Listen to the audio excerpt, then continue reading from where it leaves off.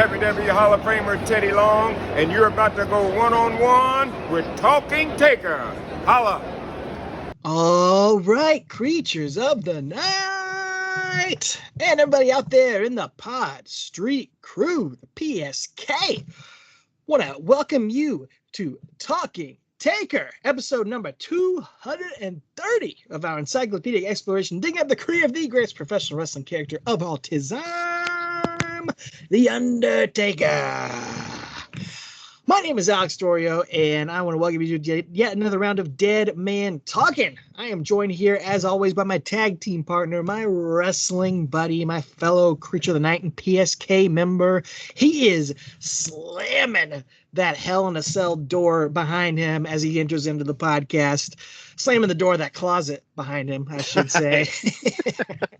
Mr. Travis White. And Travis, I mean... Did you go into a Hell in a Cell match, or did you go into a hair versus hair match with Bruce the Barber Beefcake, man? What's going on? Hell, they say you enter Hell in a Cell and you never leave the same. So yeah, right. I had a Hell in a Cell match with old Helene, and she took Helene in the cell. Yeah, she stole my joke. She took me hair, man. Oh, I stole your joke. My bad, dude. Let's get to that next. Oh, well, we'll scratch that. We'll edit this. Yeah, cut my hair off. Grew a beard, apparently. I just called I didn't shave. It's all right. Midlife crisis. Still looks great. Thanks, man. No, growing the hair out was the midlife crisis. Probably. Oh, no way. I was in my crow stage. My crow sting stage, and that was the reason for it. I'm sure it'll be back. Yeah, it looked great. This looks great. Good-looking guy. Yeah. Thank you, man. Appreciate it. It's just good to see you, man. It's been We've been too long. Yeah. It has been a minute. I wasn't sure if I could even do that intro anymore, but we've been on hiatus for a little while because of not Hell in a Cell, but Helene a Cell, if you will. Hurricane Helene knocked us out, but we are back. Talking Taker is back on the air after about we missed our October episode, so we're here to bring it back here for November. We missed the November, we usually come out on the 1st, but we're still a little bit delayed here. But this is the episode we were gonna bring you on October 1st, and it was gonna be very timely then, but I still feel like it's worth discussing here, and it's still, I think, gonna be a really good episode because October 5th of last month, WWE brought back the Bad Blood pay-per-view and brought back the Hell in a Cell match, and it happened to fall on the exact 27-year anniversary of the original Bad Blood pay-per-view and the original Hell in a Cell match, Shawn Michaels and The Undertaker, which we both independently ranked as our favorite Undertaker pay-per-view match of all time. Mm-hmm. So, I thought it would be worth taking the time to discuss the Undertaker's Hell in a Cell history on the podcast, because not only was he in the first one, he is the most prolific Hell in a Cell competitor over the years. He's had the most matches and the most wins inside Hell in a Cell. And I think, you might even say it's probably neck and neck with the casket match as far as the match that has defined his career that he is the most known for. Oh, for sure. Yeah. I'd say, Hell in a Cell. When you think of that, you think of him, for sure. I think Triple H is probably second place as far as the appearance. We'll get to that later, but I think of Undertaker, obviously. And is it Hell's in a Cell or is it Hell in a Cell? Is it like Passersby or Goings On? Like, that's a great question. Is it how many Hells in a Cell has he been in? Or Hell in a Cells? I always say Hell in a Cells, but you got me thinking. Yeah. Let us know out there in the PSK. Yes. What is it? What's the proper grammar? Well, you used to be a teacher. Can't you tell us this? No, because I taught science. I don't know the science behind that. Okay, fair enough. But yeah, man. I can teach you the Hell in the cell, like the mitochondria. Ooh. There was some Hell in that cell. That's for sure. Biology degree. We got to get this thing rolling. Did you ever use that as a pun in your class? No, but I did say chlorophyll, more like borophyll, and the kids had no idea what I was saying. They just thought I was lame. I was like, come on, man, Billy Madison. They did not know. No. Oh, man, I miss doing this with you, dude. This is good. So yeah, in case you aren't following us on social media, or in case you missed stuff, obviously we were not here on October 1st because a few days beforehand, Hurricane Helene came through where I live here in Greenville, South Carolina. It came through a lot of places, but it hit us pretty hard. We were going to record, I think, a couple days after that, and but knocked out my power, knocked out my internet, and obviously a lot of people were far more affected than I was. Massive loss of life and loss of property and houses and all that sort of stuff. So, our hearts and our prayers continue to go out to those that are still rebuilding and recovering from that. So my, difficulties were very minor, in the grand scheme of things. But, it did knock out our power for 10 days, I think, and internet for almost 3 weeks or so. So, it was not quite possible for us to record an episode. Right. And it sucks. We've prided ourselves over the years, over 7.5 years of never missing an episode. I think we were only maybe a day late, maybe 2 days late at most ever. Yeah. And that was only 1 or 2 times, just for random circumstances. So, it sucked to not be able to bring that to you guys out there listening. But I want to say I appreciate a lot of people reached out on social media and reached out through text. Some of you that have my number and that, I text with and DMs and all that sort of stuff. So I appreciate all of the messages of encouragement and support and y'all letting us know that you couldn't wait for us to come back with a brand new show. Exactly. Yeah, it's didn't affect me personally that much. This fact, the hurricane, but this area of the country where I'm at, East Tennessee and Western North Carolina, absolutely ravaged. In fact, like I'm an hour and a half from Asheville, and it's the interstate's still, it's going to take a year or so to rebuild the interstate there because it's crazy. So yeah, your part of the country. You're my part, our parents' parts. Both our parents' houses had damage and ravaged. Yeah. So we that was a little more important to take care of that stuff and rebuild and get power back than it was to have a little. But now we're back. We got a little levity in our life. Time for some talking Taker. Get back to it. See if we might be a little rusty, but I don't know. We'll see what happens. So. And what you don't want rusty is that cell door. That's for sure. No, you don't want that. And I should do a rusty on the cell. Ooh, gross. Who would you put in the rusty Hell in a Cell match? Oh, current day roster. Got to be Otis. WWE. Yeah. Probably Otis and Ivar in the rusty Hell in a Cell match. Perfect. 1-on-1. Otis and Ivar. I mean, that's a main event anywhere in the country. Absolutely. Just two Vikings in a rusty cell. I could probably pick out at least 5 Hell in a Cell matches that would be better than. Oh, as we go through this history of Hell in a Cells. But lost my train of thought. Oh yeah. Thankfully there was no big news involving the Undertaker in the past 6 weeks. This weekend, nothing major going on with him that we missed. So not too much to talk about, but we will. Let's talk about it. It's been a few weeks. We got to talk about it, man. We got to have some Undertaker sightings here on this episode and catch up on all the Undertaker news.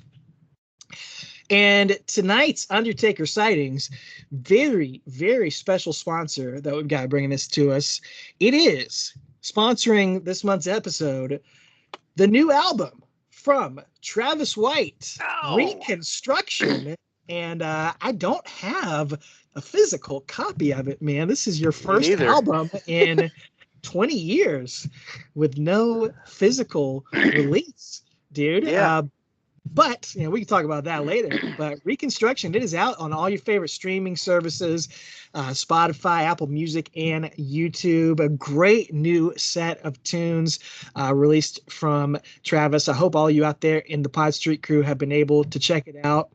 Travis, man, how has the response been? When we were supposed to record this, it would have been just about to come out. Yeah, I think. But now it came out October 4th. So yeah. Now we're playing catch up on it, man. I've enjoyed listening to it. What's the response been from all your fans?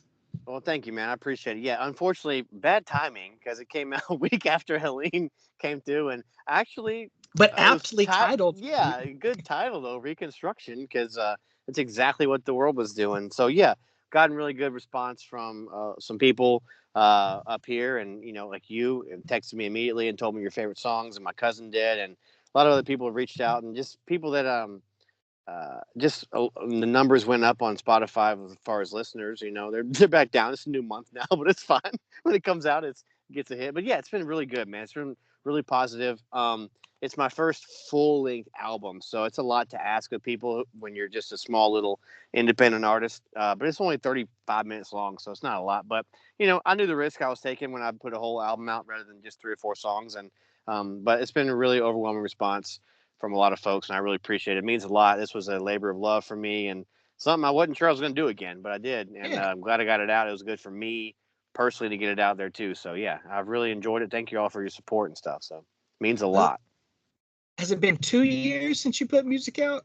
Yeah, it was like Any 2 original years tunes? and 2 years and a week or something since I put anything original out. So that was the longest drought I'd had since I started putting stuff out about 5 years ago. So.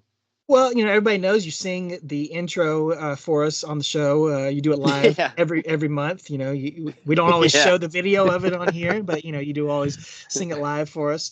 But what can you tell people who maybe that's the only song of yours that they've ever heard? How would you describe the music on Reconstruction, and maybe where did the inspiration come from to record these songs?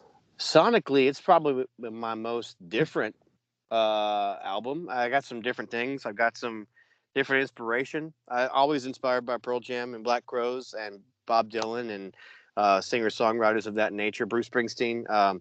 Also a lot of Matchbox 20 inspiration for me. Need to Breathe, my favorite band, so they inspire me. But I got some Jimmy Eat World influences on this one a little bit. Just some like early 2000s emo stuff and just some random. I don't know. It's fun, but I'm all over the place. But it's a very vulnerable album. Vulnerable album. I'm just getting truth out there and the word out there and things that have growth I've been going on under the last couple of years. And yeah, somebody's told me it's like if Matchbox 20 sang some faith-filled tunes. So there you go. That's it. So, but anyway, that's fun. I'm not trying to preach to anybody, but it's there. If you want to listen to it, listen to it. If it's not for you, it's fine. Yeah. It's there for free. I didn't charge you anything for it. So. Well, I love the song "Out of Time." That's my favorite song on the album. It's I think the most maybe the most vulnerable song on there, and just really struck me, the lyrics to it, and musically as well. But what would you say maybe if someone just wants to jump in, maybe 1 or 2 songs? I know you put a lot of work into the album and the sequencing of it, and obviously that's how you want everybody to listen to it. But if maybe somebody's just going to check out, if there were to be a single or 2 on there, what would you recommend? If I had to release a single, it would be Out of Time. That's probably one of my favorite songs I've ever written in my life. And that song right there, what that song is about is the reason for the rest of the album. So anyway, yeah, what happened to me and what I experienced and then wrote that song about drove the rest of the album to come into existence. And so that song's very important to me. So yeah, I'd say Out of Time would be the one to check out. Rescue also, I think, is a very good one. And then I love them all. They're all my babies. But of course. I would check out the last song on there too, Stepping Stones. It's a little more country, a little different, but it's very vulnerable too. But yeah, I think it's a little more. If you want a little singer-songwritery country vibe, go with that one. So yeah. But yeah, if you said I'll just pick one, I would pick Out of Time. So okay. Well, of course, we'll put the links here in the show notes here on Spotify and Apple and YouTube and everything. But just remind everybody where they can go listen to it and how they can best support you. Yeah, youtube.com/Travis White. It's there. Spotify, Apple Music, just search Travis White. Right, type in Travis White Reconstruction if you want to, because there's a couple different Travis Whites on there. But all my stuff, I think, luckily on Spotify and Apple Music, it's got all my stuff together. Sometimes they put your name with other people and stuff, but I think they finally got it all in the same place. So yeah, go on Tidal if you want. It's on there. Go on Napster.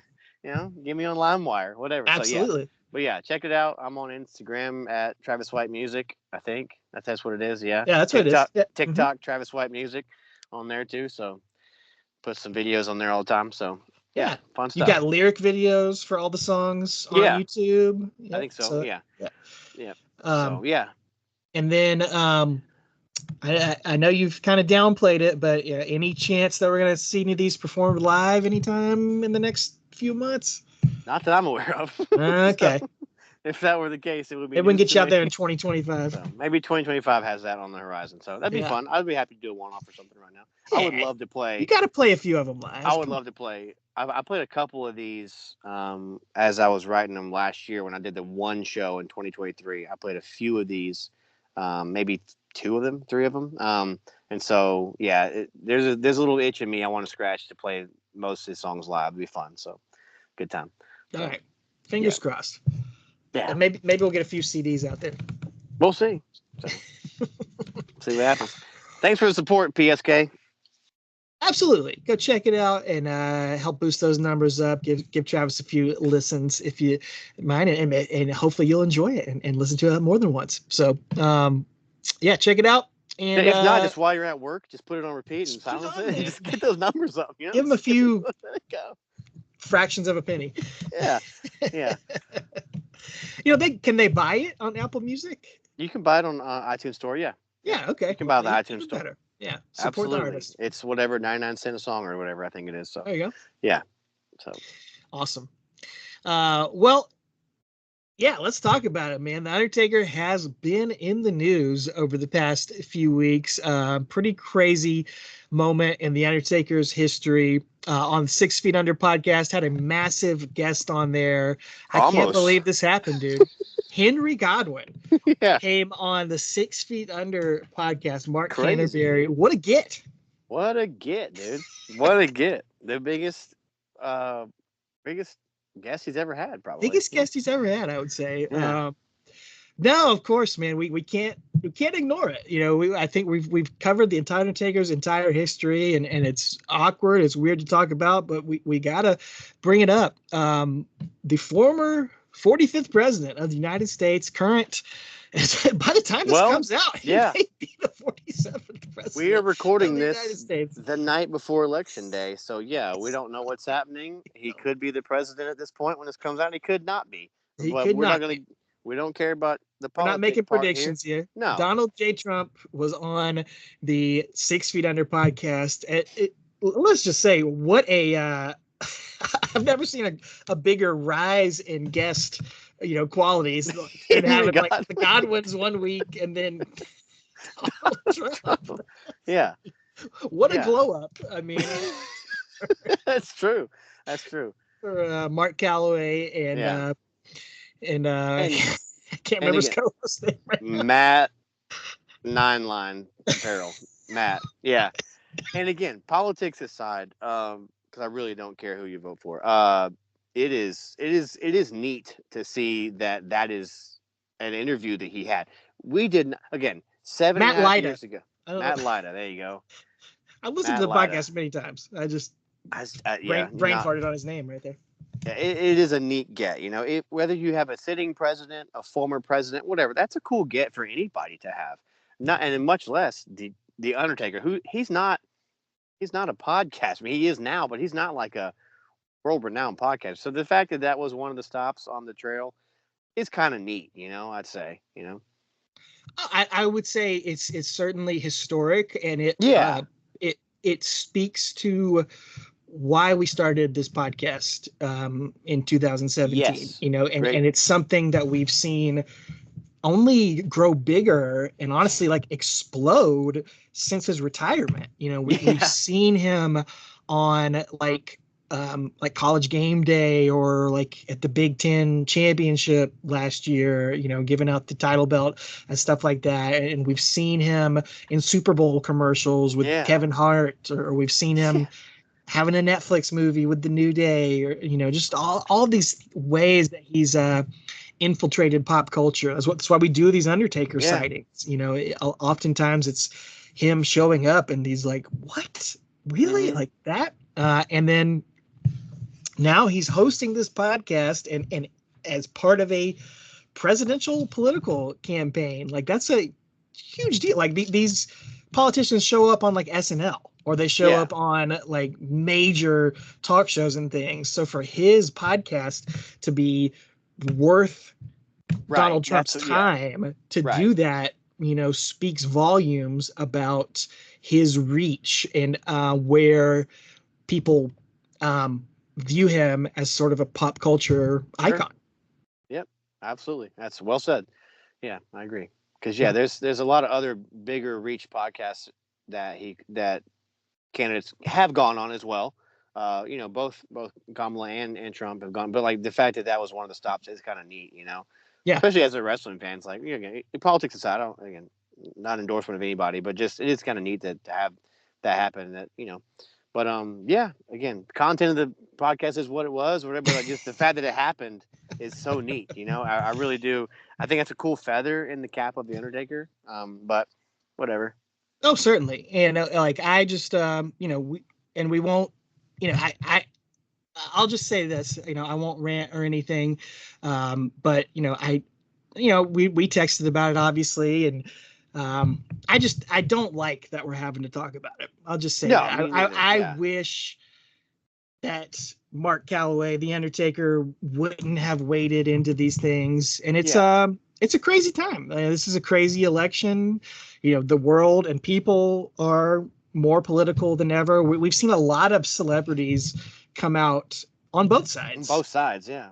Get political like we've never seen before. So it's a different time. It's a different world where people are more willing and more comfortable to do that. And I think generally that's a good thing. Like I think people should be invested, and I don't have a problem with it. But I do, and it didn't even bother me that much that Taker, like, he had that little commercial, him and Kane with Trump, and kind of ripping on Batista a little bit. That didn't bug me so much because, like, let's be honest, like, I don't think it was any surprise what Mark Calloway's politics. Right. No. I've never seen him in a MAGA hat, but there might be one in the closet. That wasn't a surprise to me. Yeah, anybody that was surprised, where have you been? There's no surprise there. But I just man, you're the Undertaker. Like, you don't have to get involved in this, and it's gonna just upset a large chunk of your fan base. This is not just like any politician. This is not a normal race either way. So it's just like, it was disappointing to me that he got involved in this. And the interview itself, like, we kind of joked about, like 90% of it was just kind of Trump asking third grade wrestling questions, like, does it hurt? Stuff like that. Or we're talking about WrestleMania. So that it was kind of funny. And I posted on social media, like they talked about the, transgender people in sports and everything. And, that's a hot button issue. But it disappointed me that they talked about some stuff that's been like disproven and stuff that's been, kind of, blown out of proportion. A lot of stuff, a lot of right wing stuff that people harp on that's just not necessarily true. And there's it's a complicated issue, but it just disappointed me that came up in there. So I'll just say that. And, I wish we didn't have to talk about it on here. And I hope everyone goes and votes. Whoever you vote for, I hope everyone uses their American rights to go out there and vote for whichever side you feel. And obviously you already have, if you're listening to this. It's already happened. But maybe if there's a recall or anything like that in your state, and we know we have listeners, we have friends, we have family on every side of the political issue, and we love them. And I legitimately don't care who you vote for. I will be your friend no matter what. I don't see that in people. It does not bother me at all. So I don't care.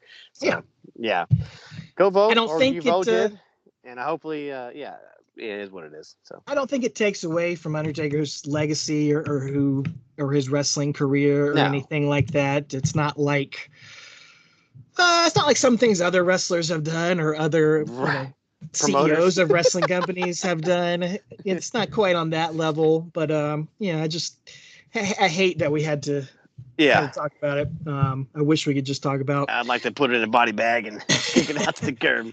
I wish we could just talk about this. Oh, look at that. One of my purchases from That's this beautiful. month. Another mean mug, if you will. That's yeah. Look at that thing. From Geeky Tiki. Geeky Tiki. It's a tiki mug. It is. It is a tiki mug. This was from WWE Shop. I don't know if you can tell, but it's really poorly made.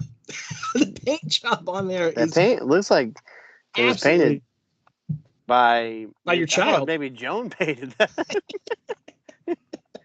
It is hand painted. It does say that on there, and you can tell. I think it's hand painted by the guy from Scary Movie 2. With his strong hand? Take my strong hand. Yeah. David Cross? I'll just stir the mashed potatoes. No, it was is it David Cross or is it Chris Elliott? Chris Elliott, yeah. Yeah, Chris Elliott. David Cross is the yeah, I'll get the mashed potatoes. Anyway. Cross is in there. He does something else. Yeah. David Cross is always good. I'm gonna drink out of this for the first time. I've never actually there you go. Christened it. But there you go. Here we go. This is actually I probably need a straw. I'm probably not supposed to drink out. I was gonna say that looks like it needs a straw. You're gonna run that down your gullet. I probably will spill it. I'm known to do that. For sure. Let's talk about another wrestler that I don't like is Bill Goldberg. Speaking of reach out there, he was on the SEC kickoff show this past Saturday and revealed he's going to have one more match and retire in WWE next year, along with John Cena, I guess. Yeah, he's not getting a tour, a mystery tour like John Cena is, but it's just a Bill Goldberg one-off, so. Well, I just thought I was toe-to-toe with Tebow. Him and Tebow got face-to-face. So I'd like to see that, actually. That'd be fun. I know it's not Undertaker, but, it's we often, kind of have fantasize about if Taker were to have one more match, what might that look like? But, so, man, what do you have any predictions about who Goldberg might face in one last match? I have one prediction, and it's a spoiler. It's Gunther. It's going to be Gunther. Okay. 100%? It's going to be Gunther. Well, I don't bet anything ever, but I'll bet on that. It's 100% Gunther. Yeah, it's got to be. They planted that seed at Bad Blood. Right. And then he said on SEC Network, he's like, here's my news or whatever. He said, I'm going to get one more match. And he said, I think you got a preview of it right here of who I'm going to call out. And I was like, oh, well, there you go. It's going to be Gunther. So, yeah, because they showed the Gunther promo thing with him doing it. So I'm like, there you go.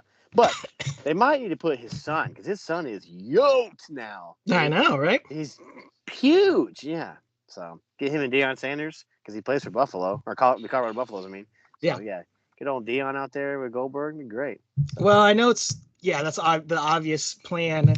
I was just trying to think, I don't want to see that. I was trying to think of any kind of Goldberg match I'd like to see in 2025. Big E would be fun if Big E could wrestle again. Sure. Big E loves Goldberg. Yeah. That'd be fun. To me, I think the best Goldberg match would be Dominic Mysterio. That's the match I want to see, because I don't want to see Goldberg put somebody over. I don't want to see him. I don't want to see him in anything longer than 3 minutes. Yeah. I just let Goldberg. If you're gonna have him do one more match, he doesn't need to put anybody over. Just let him squash somebody and let Dom act like he's like the. Yeah. He's the crap, and he's like, he can take Goldberg, and then Goldberg spear him and jackhammer in a minute, and that's fine. Dom, if you want to ensure Goldberg won't get booed at all, put him in there with Dom. Yeah, exactly. You put him in there, Gunther might could get some sympathy for somebody. He will. Yeah, he shook Cody's hand after Crown Jewel the other day and got a babyface reaction. So yeah. And I don't need to see Goldberg put anybody over. Just let him squash Dom. That'd be fine. That'd be fun. And let his son come in there and spear Dom. Whatever. Yeah, that'd be fun. I don't want to see him against anybody else. But we're not gonna get that. Nope. But I don't think it's gonna be a Mania match. I think it'll be either before or after that. It's not gonna be. They're not gonna waste a Mania match on Gunther. No. But it'll be Gunther, I think. So. Okay. But. As long as it's not in Saudi Arabia, it'll be fine, because Goldberg can't handle that heat, brother. So. Bad luck in Saudi Arabia. Yeah. Some cool stuff coming out on the WWE Vault channel recently. They put up a 2-hour playlist of the Undertaker's first couple years, 90 through 92. It's not all full matches, some of it's just clips of, but all sorts of squash matches from Challenge and Superstars and stuff like that, along with the big pay-per-view matches and promos. I didn't watch the whole thing, but I did skim through it, and some cool footage that's, never been put on Peacock or the network or stuff like that. Yeah, it's neat, man. That Vault channel is pretty cool. They got a lot of cool stuff coming out there. Feels like every day they got something it's wild cool. coming on there. Chris Canyon's, or Mortis's WWE matches. It was great to see. Yeah, all kind of stuff like that. It's fun. The Nasty Boys and Who was Drew it? McIntyre and Dave Taylor. That was awful. Oh, it's good stuff. And we'll talk about it. They put out some rare Hell in a Cell matches, including the 2010 match or 11 maybe, with Dark Punk, Del Rio, Cena, Ziggler, and Swagger, which is like, dude, it's like the Secrets of Pro Wrestling revealed, man. They're just like yelling. You hear every word they're saying in there. I've never seen anything like it. Ziggler is like, he was in John Cena mode that day. He's calling every spot out loud. And Punk too. And Punk too. Yeah. It's like, geez. So yeah. Oh man. We'll talk about that later. But I had one more purchase I wanted to show you before we get to our main event. Our subject. I got one sighting I want to share too. Oh, well, yeah, do that one. No, it was Cody was on a podcast recently. I don't know what it's called. Andrew Schultz podcast, Flagrant, maybe. I don't know. Don't care. Anyway, Cody's on there for a long 2.5 hours, and I watched the whole thing, listened to it in 2x speed, obviously, so it doesn't take me that long. Obviously.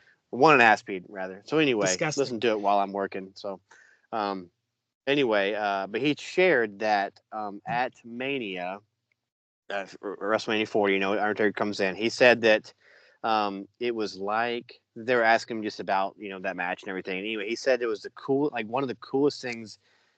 He's like, the Undertaker's just the coolest guy to be around. He's like, and then I see him when it's dark and they're getting ready to do his thing. He's an older man, but he moves into the ring like he's just a spring chicken still, and he gets in place or whatever. The lights come on. He does his thing with The Rock. And he said, as he's done with it, he's like, Cody's like, I'm over in the corner or whatever. He said, Taker turns his head and winks at me. And as he winks at me, the lights go off and he disappears. He's like, it was like he was magic. It was like, there's no way he knew that Santa Claus or something. That, yeah, he said he's like Santa Claus. He's like seeing Santa Claus, and he winks at you and he's gone before your parents come downstairs. He's like, it was the coolest thing, man.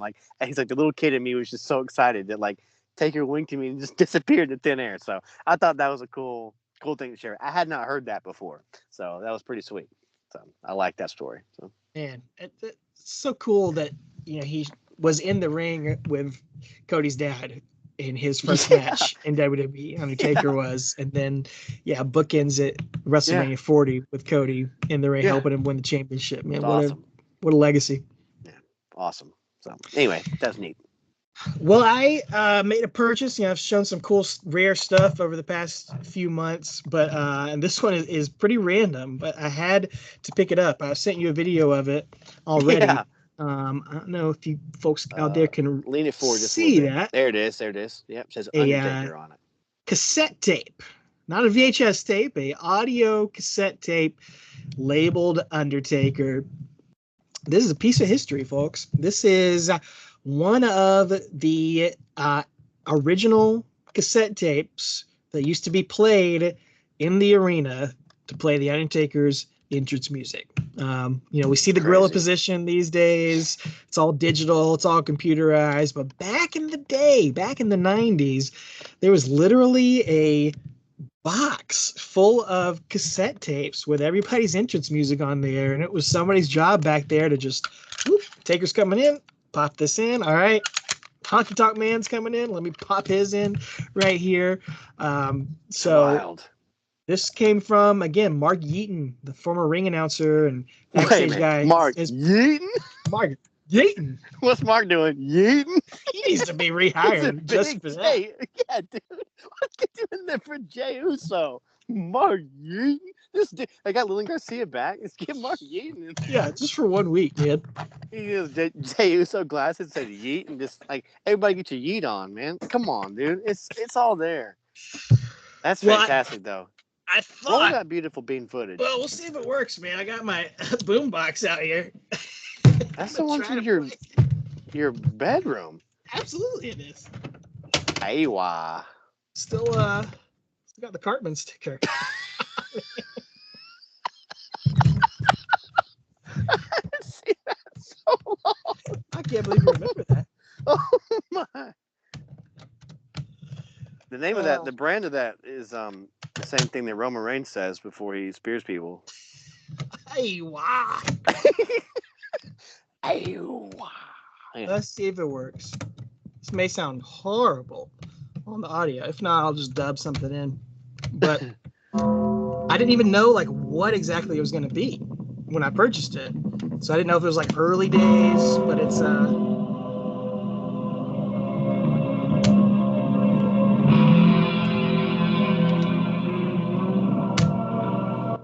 That's a tasty lick for you right there. Uh-oh. There you go.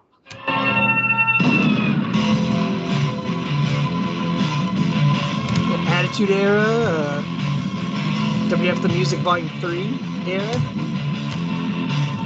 which is crazy that in 99 we had CDs of that, yeah. But for some reason it was still more, I guess, reliable to have the cassette tape. You know, CDs get scratched up or something, I guess. I don't know. I can't believe they used cassette tapes. So that's it, man. This piece of history. Actually played Taker to the Ring. Maybe it was at SummerSlam 98. Who knows? I'm sure they had multiple tapes of it. You gotta get that guitar solo. Mark Yeaton, dude.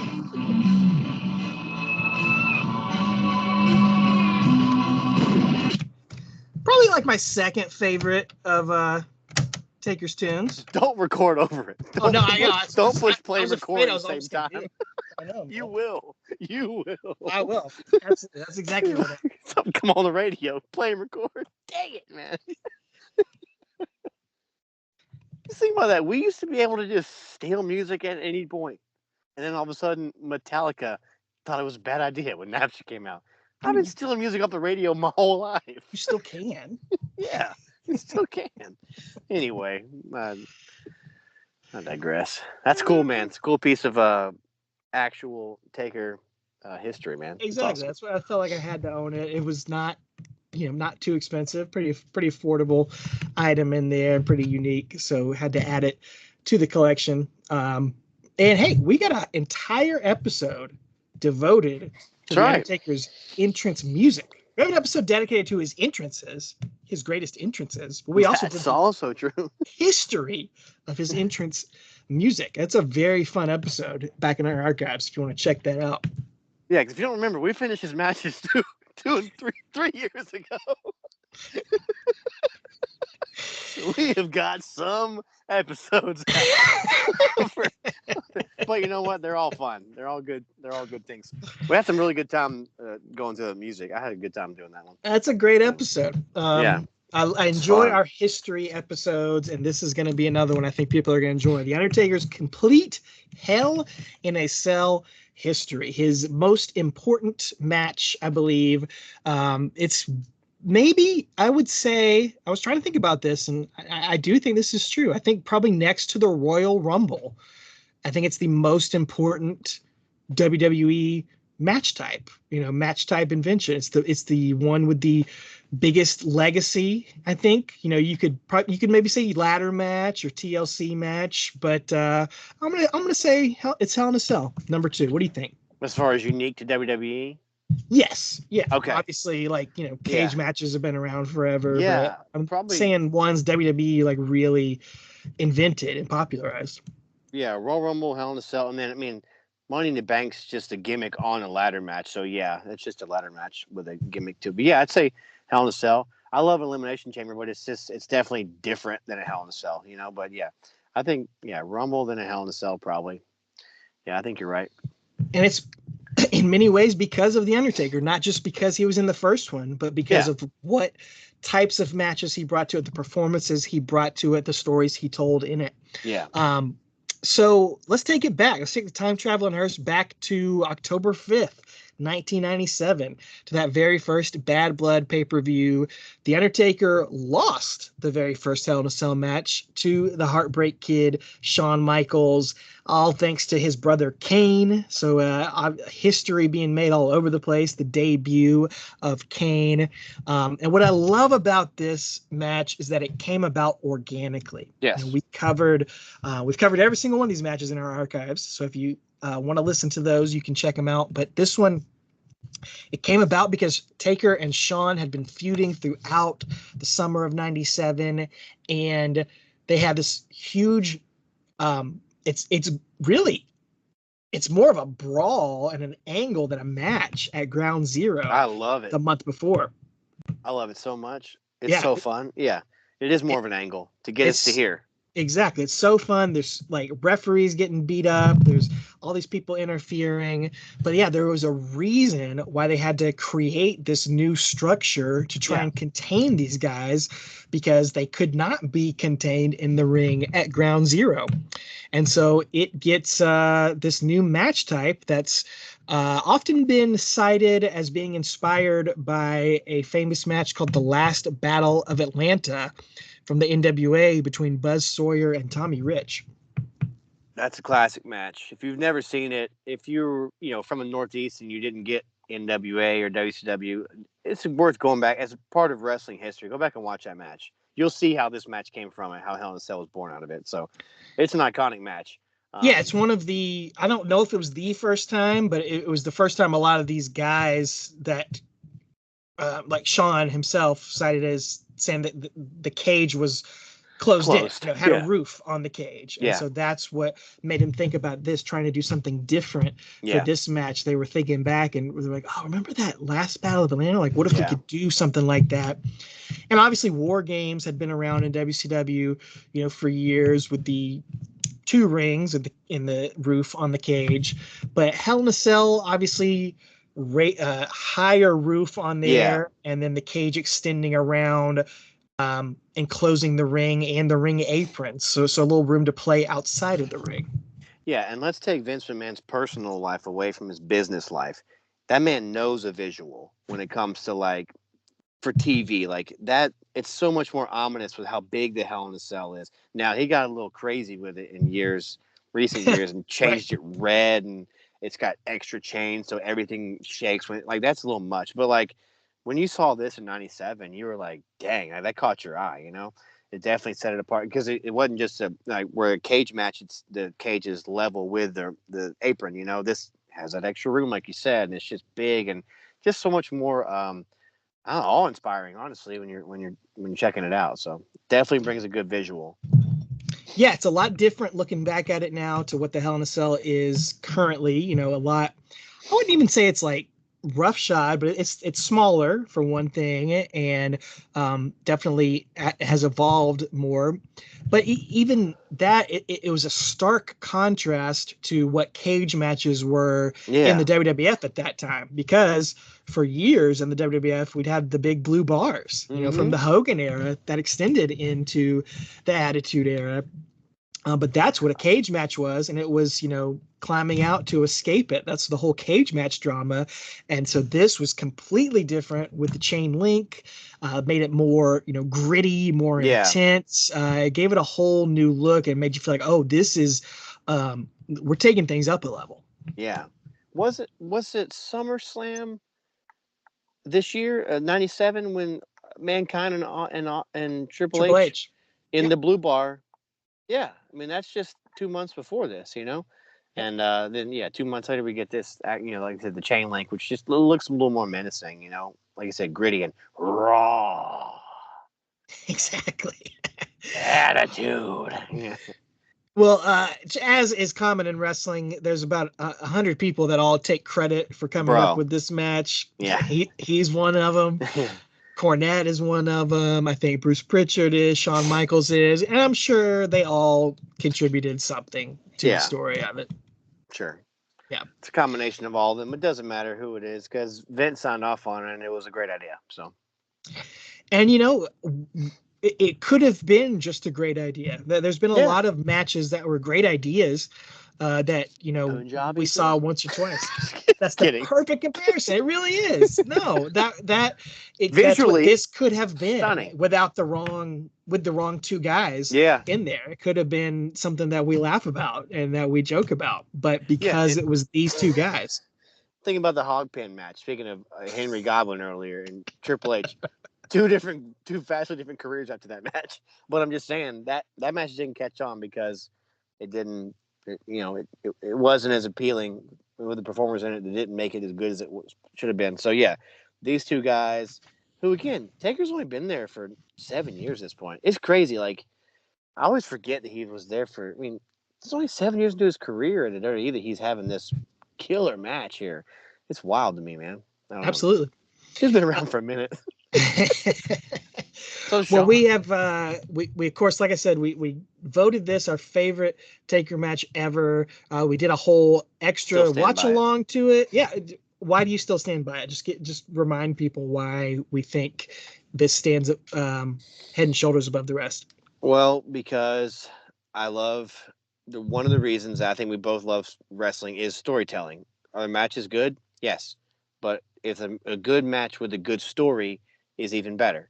And so this match has all of it. Two of the greatest performers of all time telling a great story. So much is interwoven in here. The way that they mess with the camera guy to open the gate to get out, like it makes sense. Everything makes sense in this match. Kane debuting. That's got to be Kane. The iconic call, the way Kane cost. Everyone thought Taker's going to win this match, right? I mean, going into this, I think in '97 people were like, Taker's got this. I mean, you think so. Or something. You didn't think Kane was going to come screw him, but I don't know. Just so many things playing in each other, and it all culminates with a good story here. And it's just, plus, like I said, it's the first one, and it could have fumbled so bad, and it didn't. They hit a home run. Is the next one next year more iconic with Mick Foley? Absolutely, visually. But this one is still, I still put this one up there. This is the best Hell in a Cell. Yeah, I agree with you 100% with the storytelling on there, and I think that's what, that's what makes it have a legacy. It's not just it is intense, it is brutal. There's a great bump Shawn Michaels takes, dangling off the cage. There's a lot of blood in it, some great moments like that, but it's not just the brutality of it that keeps people coming back to it and it made it so legendary. It's the story being told inside of it. And King of the Ring is not actually the next Hell in a Cell match next year. It actually took place 2 weeks before King of the Ring on Raw. And this is often forgot about. This is on that WWE Vault YouTube clip that came out a couple weeks ago. But this one has been out there before. Undertaker and Stone Cold Steve Austin tag teaming against Mankind and Kane just a couple weeks before Hell in a Cell is being advertised. I mean, this is peak Russo era booking. Yeah, exactly. Yeah, just throw it on Raw unadvertised. Why not? And it's fun. I watched it, when they put that YouTube video out and they're delaying Undertaker's entrance. They're acting like he's not going to show up, but actually he crawls through the ring. Yeah. And he beats up on Paul Bearer for a while. It does a great job of selling King of the Ring because maybe at that point, there's probably a lot of people that still hadn't seen the original first Hell in a Cell because you had to rent it at the video store if you didn't watch it on pay-per-view. So there was probably a lot of people that maybe hadn't seen the very first one. Yeah, and that Bad Blood was in October, so that wasn't coming out on VHS until at least December. They were usually 2 or 3 months behind as far as the releases. So, yeah, you'd only had about 5-6 months to catch this match on VHS, So if it wasn't there at your local video store and somebody else had rented it, I see. you were out of luck, baby. Man. Yeah. You just had to see the pictures in WWF magazine or something like that. But that was the official first tag team match inside Hell in a Cell right there. There's a statistic for you. And then the big one, King of the Ring, June 28th, 1998. The Undertaker defeats Mankind. I mean, is there a more famous match in WWF history? I mean, if not, it's top 3 if it's not number 1. I'd say if you had to put a gun to somebody's head and say top 3 like most memorable or iconic, I'd say this match. I'd say Hogan Andre with the slam, and I'd say Austin Brett with the bleeding pass out in the sharpshooter. Sure. Just as far as visuals and what they meant at the time. Yeah, be hard Not to saying they're argue the that. best matches at all. I'm not saying that at all. Please don't hear me that. But I'm just saying visually.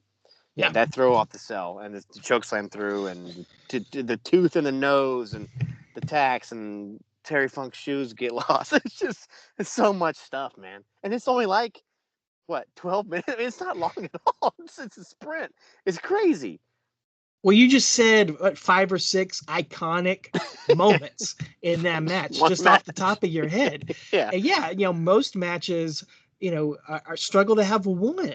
Yeah. How many wrestling matches have we all seen? And they struggle to have one iconic moment, and this one jam packs them in. For better or worse. This match certainly, it elevated both guys' careers, but it also escalated the violence in wrestling in a lot of ways. It made people, continuing to try to up the ante in so many ways. It probably took years off of Mankind's career, maybe his life, without question. He sustained in this. But it made him into a legend, into a star. Yeah. It made him into someone who could be the world champion. And it turned Hell in a Cell into something that you knew was going to be around forever at this point. Yeah, the first one was incredible, but the second one, the sequel, if that sucks, yeah, it's okay. Well, we try it again. But this one, it put it on the map, Yep, exactly. And it's something that's always going to be looked back to, and every Hell in a Cell ever is going to be compared against this.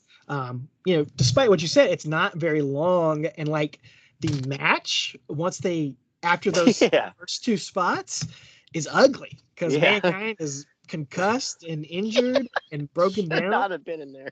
He's falling down in it, and I think that's why we both ranked it a little lower, is because if you just look at it as a match, maybe it's a little less. Yeah. But wrestling isn't always about the moves. Exactly. It's the moments. And Taker has one leg in the match too, so he can't even do anything. Yeah. So it's just wild, and he's heavy and out of shape-ish. It's if you're looking at it for a 5-star Dave Meltzer New Japan Tokyo Dome Classic, this ain't your match. But if you want some craziness and moves and stuff that'll blow your wig back, this is it. So. Well, somehow Mankind, despite all that, he ends up in another Hell in a Cell match just a couple months later. Again, this is Vince Russo. Because Russo, yeah. He's throwing the Cell out on a random episode of Raw with him and Kane. I guess they were just carrying it around in the truck just because you never knew. It's gotta be expensive, dude. Because there wasn't another one coming up anytime soon. Right. Yeah. Time-consuming, expensive, who knows? They have a no contest on Raw. You can see that one on that YouTube video on the Vault channel recently as well. And then the next big one is March 28th, 1999. This one, we get our first WrestleMania Hell in a Cell match with The Undertaker defeating the Big Boss Man from Cobb County, Georgia. Taker tries to defund the police here, and he nearly decapitates the Big Boss Man, hanging him from a noose. I mean, if this was the second Hell in a Cell match, I don't think we'd be having this episode right now. Great point. Yeah, this was Hell in a Cell. It shouldn't have lasted past this, honestly. This was okay. Godfather 1, great movie. Godfather 2. I thought you were talking about The Godfather. No, friend of the Godfather show. 1. Godfather 1, a Hell in a Cell? I don't remember that. Godfather 1. My real tribal chief. No, the Godfather 1 movie. Fantastic. Godfather 2. Better, probably. Sequel, in most people's eyes. Godfather 3, absolute turd in a punch bowl. Same thing with these first 3 mainstream Hell in a Cells, right? You got Shawn and Taker, it's Godfather 1. You got Mankind Undertaker, Godfather 2. And then you got this, and that's his Godfather 3. And there should never have been another Hell in a Cell after this. But there was, thank God. So. This is the analysis you can only get on Talking Taker. That is true. Comparing The Undertaker and Big Boss Man to The Godfather 3. To Marlon Brando. I didn't have a Batman reference right now. You could never write this. No, I have no notes. Hands free. Unreal, man. Unreal. Top of the dome. It was even at the time, it was why? Why are these? They weren't even in the midst of a rivalry, really. like the corporation ministry stuff was really just getting started, and all of a sudden Taker and Boss Man are in Hell in a Cell. They're both kind of heels, and it's bad, you know. Not to mention he kills a guy basically. Right. Hangs him. Edge and Christian, the Brood, come out and hang the Big Boss Man, which is just, again, God bless Russo. We praise Russo a lot on this podcast. Yeah. We try to give him a lot of credit, but that was just like, at a certain point, you take things a little bit too far outside the realm of reality on there and hanging the Big Boss Man. And then he's back on Raw 2 weeks later. A little bit beyond what I want out of my wrestling show. Yeah. You know? Yeah, exactly. Michael Cole on commentary is awful during this. He's like, they're reaching for the cells. Like, oh no, their fingers are going to get mangled in here. It's not, nobody performs well in this match. No. And maybe that's why it disappears for almost a year. But it does come back in 2000 with our first Hell in a Cell that The Undertaker did not participate in. First real one, you know. Yeah. Mankind Kane had that one on Raw, but first big one that he's not in. But we get Triple H in his first one against Cactus Jack. And I think you said it earlier, I think Triple H, if you had a 1B as far as guys associated with Hell in a Cell, it's got to be Triple H, right? Absolutely. Without question, man. He's the second in command when it comes to Hell in a Cell. Doesn't mean his record's great. Just means he's been in a lot of them. So this match is yeah, what'd you think of this one? I love it at the time. I like their street fight at Royal Rumble better, but this was a great, act 2 of this part. And this is this where he retires? This is where Mick Foley retires, right? And then 3 weeks later comes back for WrestleMania.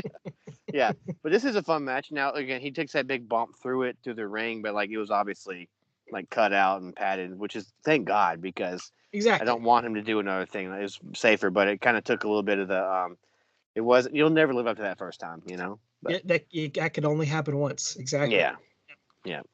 So, and that's okay. Yeah, it is still a good match. It's still a good story. But this is Triple H, man. I love this era Triple H, dude. Peak Triple H. The music, the body, the tights. I mean, I sound like I'm fainting for him. I guess I am a little Michigan Hutton here. But, yeah, I love this era Triple H, dude. 2000, 2001 Triple H is chef's kiss, man. Absolutely. No argument for me on that. And he's going to be in the next one. And up until their big WrestleMania match, this will be the only time that Taker and Triple H are in the same Hell in a Cell. We're talking about the Armageddon Hell in a Cell, December 10th, 2000. I think we talked about this. This is the only pay-per-view that ever took place in Alabama. Which is so random. Kurt Angle gets the win here in a 6-pack of Hall of Famers against The Undertaker, Triple H, Stone Cold, Rikishi. What is he doing in there? And The Rock. He did it for The Rock. First multi-man match ever in the Hell in a Cell. And you look at that list of names, you see that star power on there, and you think, well, this has got to be one of the greatest matches of all time. And I think it's just okay for me. Like, it's hard to say why this one didn't quite click for me. Do you feel the same way, or do you like it maybe more than I do? No, it's like a movie with a really great cast, but not a great script. It's that the cast can only do so much if the script ain't great. You know what I'm saying? So, yeah, you got the big spot with Keish going off into the hay bale or whatever, which is visually, again, it's pretty cool. That's a big dude going on, but like, it's just not. It's almost too busy. Like you can't focus on. There's a reason Hell in a Cell works better with individuals, 2 guys, just 1-on-1. There's a couple. We're gonna get to a couple that are like triple threats and tag teams later, and they're unique and fun for a one-off. But like, there's a reason the Hell in a Cell is 2 guys at the peak of their rivalry feud going into this thing. That's where we need to kill this. So yeah. Well, what you just said, it kind of sums it up right there. Rikishi went off the cell into a hay bale. And you're like, wait a second, what? Not into a table, not through the mat or anything. No, there's a whole chunk in the middle of this match where Vince and the Stooges drive out in a semi-truck with a hay bale in it, and try to pull the door off the cell. Like, what? All they needed was Mark Henry, it turns out. Years later, he pulls this. door off. Well, Vince Russo did not book that. As bizarre as that sounds, No. that did not come from Vince Russo. As a this is over in WCW. Throwback to something we used to talk about, our Vince Russo bromance of the week. Yeah. That was not Vince Russo, ladies and gentlemen. No. But yeah, that spot. It's cool to see Rikishi do it, but it's also weird. Like, why did they do it like that? Doesn't quite make sense. But I used to love on the SmackDown video games doing an Armageddon Hell in a Cell. Those were really fun. So much. Yeah, we did so many of those. They were so fun. Hard to win though when you got like. Weren't they false count anywhere on that? Yes. Which drove me crazy. Yeah. Like you could pin on top of the cell. And I was like, this is But awesome. you had to worry about 4 computer players trying to pin each other. Terrible. Yeah. And you might be up on the cell and you can't get down there to break up the pinfall. It was awful. Yeah. You could barely win them. Yeah. But it was fun. It was fun to do. Then it's going to go on hiatus, the Hell in a Cell match, for about 1.5 years until Judgment Day in 2002. Judgment Day, May 19th. Triple H defeating Chris Jericho. May 19th? Oh, wait a second. That's got to be Kane. Holy crap. You got any memories of this match? Yeah, I was very excited. My wife's jeans just fell off the shelf here. Let me fold these back while I'm talking. Yes. What a good husband you are. Yeah. Okay. This is weird. All right. So I was excited that Jericho was in a Hell in a Cell. I was like, you finally made it to that level. He's not that type of competitor that really you'd think about being in that. So I was excited for him as a big Jericho fan at the time myself. But this match it's fine. It's fine to watch. It's not something I go back and revisit. But at the time, I was kind of excited for both the guys to have one, but it was what it was. Yeah. Their feud never really, and their feud never really got off the ground. Once it got overshadowed at WrestleMania, and it's a weird one. It is. I think this is the first one where they said Hell in a Cell was Falls Count Anywhere, and that's something that came up through the years. Sometimes it was, sometimes it wasn't. And I think Triple H pins Jericho like on top of the cell. I think so. Is that right? Yeah, I believe so. So yeah, it's just the inconsistency in the booking sometimes with Hell in a Cell. It's like, well, what's convenient right now? It's almost like bad storytelling in a movie where it's like, oh, so and so's a wizard, and they suddenly have this special power we never talked about ever before to get us from the plot point A to B. It's like I hated that with the Hell in a Cell. They're like, oh, now it's Falls Count Anywhere. Oh, now there's no rope breaks. Now there are rope breaks. Rope breaks count. It's just like, okay, can we just have you're taking me out of it. I know it's not real, but you're taking me out of the sport part of it. Like, let's just have a set of parameters and rules and go by those. So, but yeah, I think he pins him on top, if not mistaken. Which is something I think to discuss here going into the next one, which is a big one. No Mercy, October 20th, 2002. Brock Lesnar. Sorry, my feels. Still cover that on your next album. Yeah, I will. He defeats the Undertaker in a brutal, bloody battle. But I think every real Hell in a Cell, not the ones on TV, but every other one up until this point, I guess not Undertaker Boss Man, but all the big ones, you had moments where they got outside the cell, which was the entire point of Hell in a Cell, was to keep everybody in. And I know that's a classic WWF trope. Like Bruce Pritchard would say, yeah, we sell it as you got to keep everybody in, but that just makes you think, how are they going to get out? And which, to a degree, I agree with. But also, you got to have some baseline establishment where it means something. Yeah. Where when they finally get out. So, interestingly, every other Hell in a Cell before this, they went outside of it. And this is the first major one where they stay inside the cell for the entire match. And so they show a new level of brutality in this match because the blood being shed on this, not just the two guys either. Yeah, Mr. Heyman. We get some blood. I think when Taker pulls his tie right into the cage. And great spot. Yeah, great spot. And no one better than Heyman to take that. Yeah, Heyman gets some blood too. And yeah, it's funny. I was jokingly going to ask you, did it make a difference? And they didn't go out of the cell. And yeah, the answer is yeah, it did. It did make a difference because it it showed the brutality without having to have all of that extra bells and whistles of going out of the cell, you know? So, yeah. Is it cool to say, like, how are they going to get out? Which panel are they going to bust through? Or how's it going to happen? Yeah, that's fun every now and then, but something to be said about just staying in the cell, using what you got right there to make it fun. Yeah, you need to have a balance to where you're not just expecting the same thing to happen in every single Hell in a Cell match. And I think this is.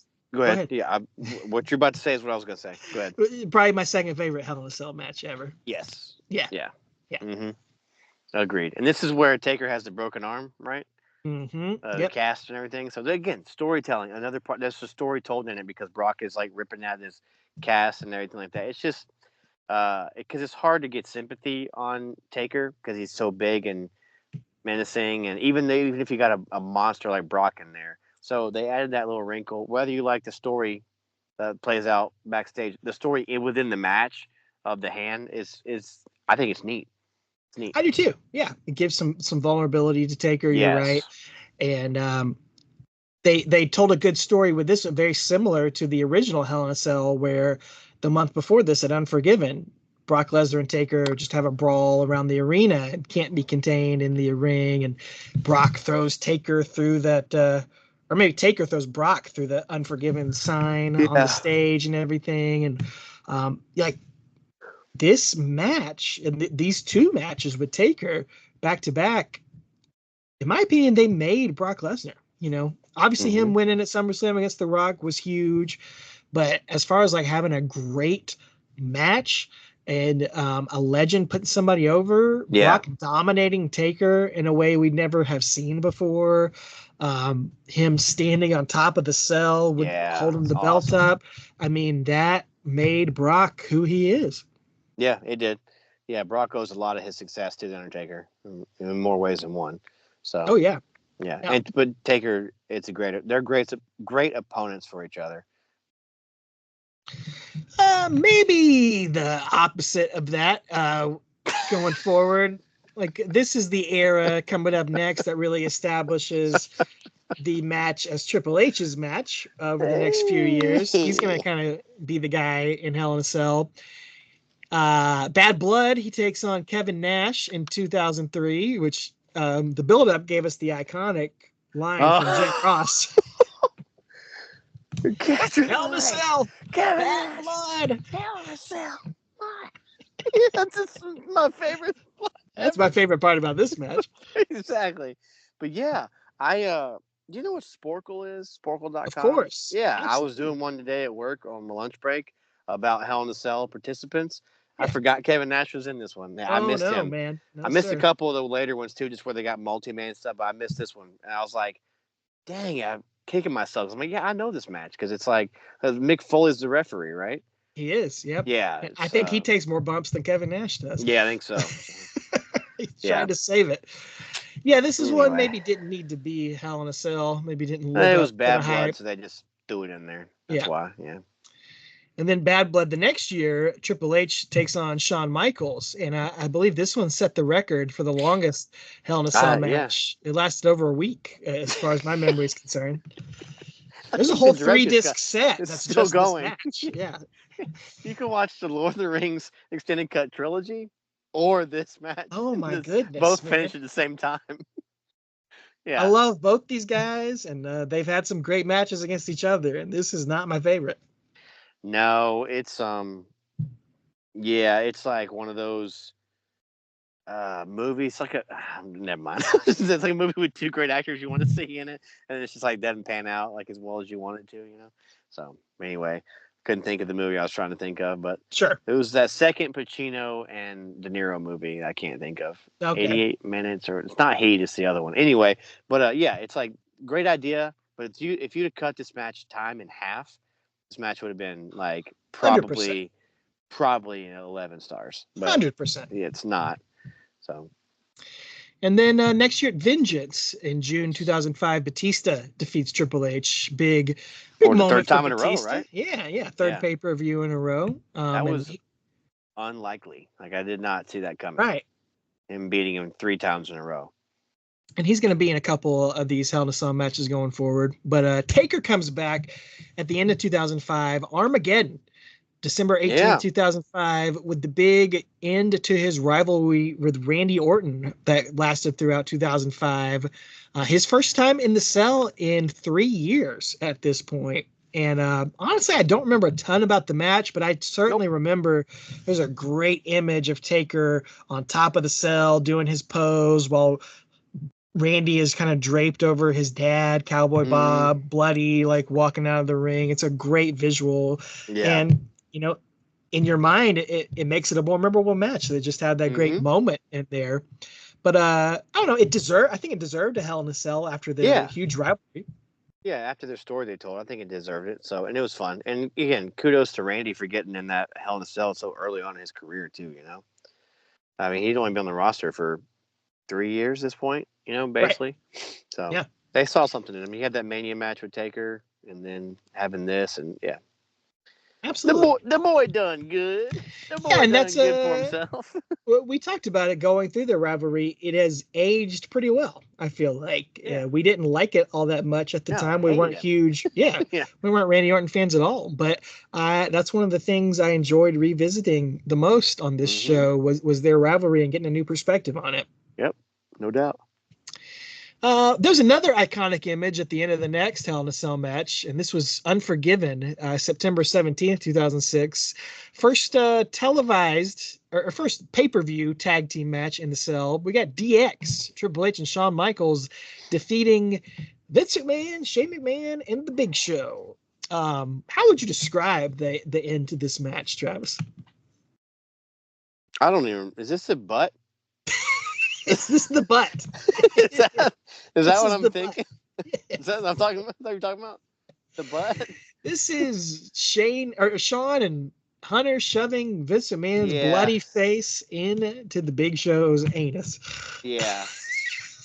I'd like to skip that.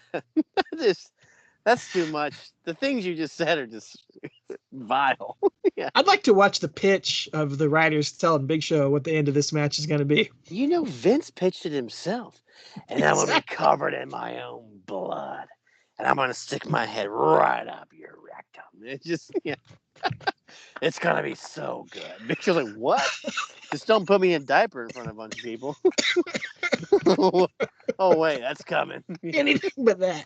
Don't shave all my body hair off and put me in a diaper. This is sumo. I promise so. There's my bloody face in your butt. I won't do that. Can you imagine your boss coming up and telling you that's what you're doing at work tonight? Yeah. No. Not at all, dude. Oh. And I remember the teases leading into the DX reunion were some of my favorite things. Like when they finally got back together, it was awesome. But then some of the stuff like this, it's just like, oh man, the idea of it was better than the execution, in my opinion. Again, might be in the minority here, but did not love the antics of this version of DX. No. When they were with Vince and Shane and stuff, like all that, just Spirit Squad and all that. Yeah. Well, next up was Survivor Series, November 18th, 2007. The Undertaker lost to Batista inside this Hell in a Cell match, and again, these guys had a iconic rivalry throughout 2007, and another feud that really made a guy.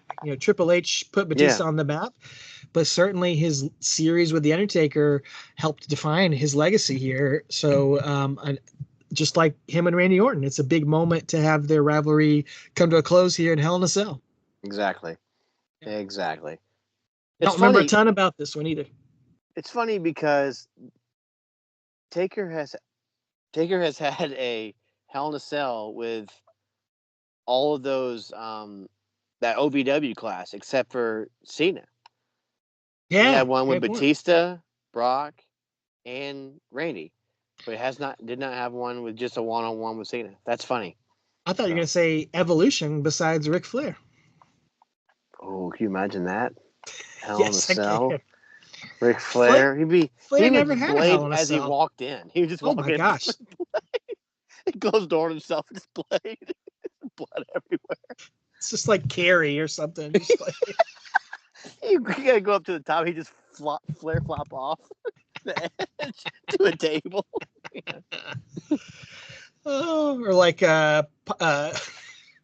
Ultimate Warrior with Papa Shango. It's just like just starts gushing out of his head. Yeah. The next one's pretty important, I think, and we've covered this one in Watch Along style. SummerSlam, August 17th, 2008. Undertaker defeated Edge. This is great. Another ending to a rivalry, or another reason why it's a Hell in a Cell match. Yeah. Edge has cheated Taker for so long and has gotten out of so many matches, and he screwed over Vicky Guerrero and made her upset, and so she forces him into this Hell in a Cell match. Such great storytelling. Edge finally gets his comeuppance, but historically, this is the first PG Hell in a Cell match, which is like, how do you do Hell in a Cell in the PG era? Well, this is how you do it, as Montel Jordan said. This is how we do it, because this is great, man. It makes good use of the story. Again, if you have a good story, you don't have to go R-rated when it comes to Hell in a Cell. You know, you don't have to. You can tell a good story in a PG era, and as they did in this match, just one of my favorite stories, one of my favorite rivalries of Taker's ever is him and Edge. Just the story they tell over, because Edge was in the Batista Hell in a Cell from the year before, wasn't he? Or in a cage match or something? Didn't he come? It's anyway, the next. Yeah, no, he does come out of that. Yeah, because they have the three-way. Yeah, it was just like it's all connected, and it's great, man. And yeah, talk about a guy who really helped Edge get, put into a main event status. Taker did that for him.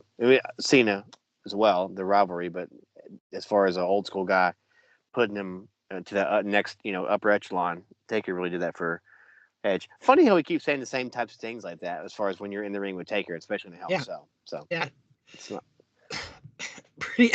Excuse me. Exactly. Pretty legendary how he can elevate these people in so many ways, and to have this match without any blood, really for the first time in Hell in a Cell, kind of evolve it into a different style for this era, very important.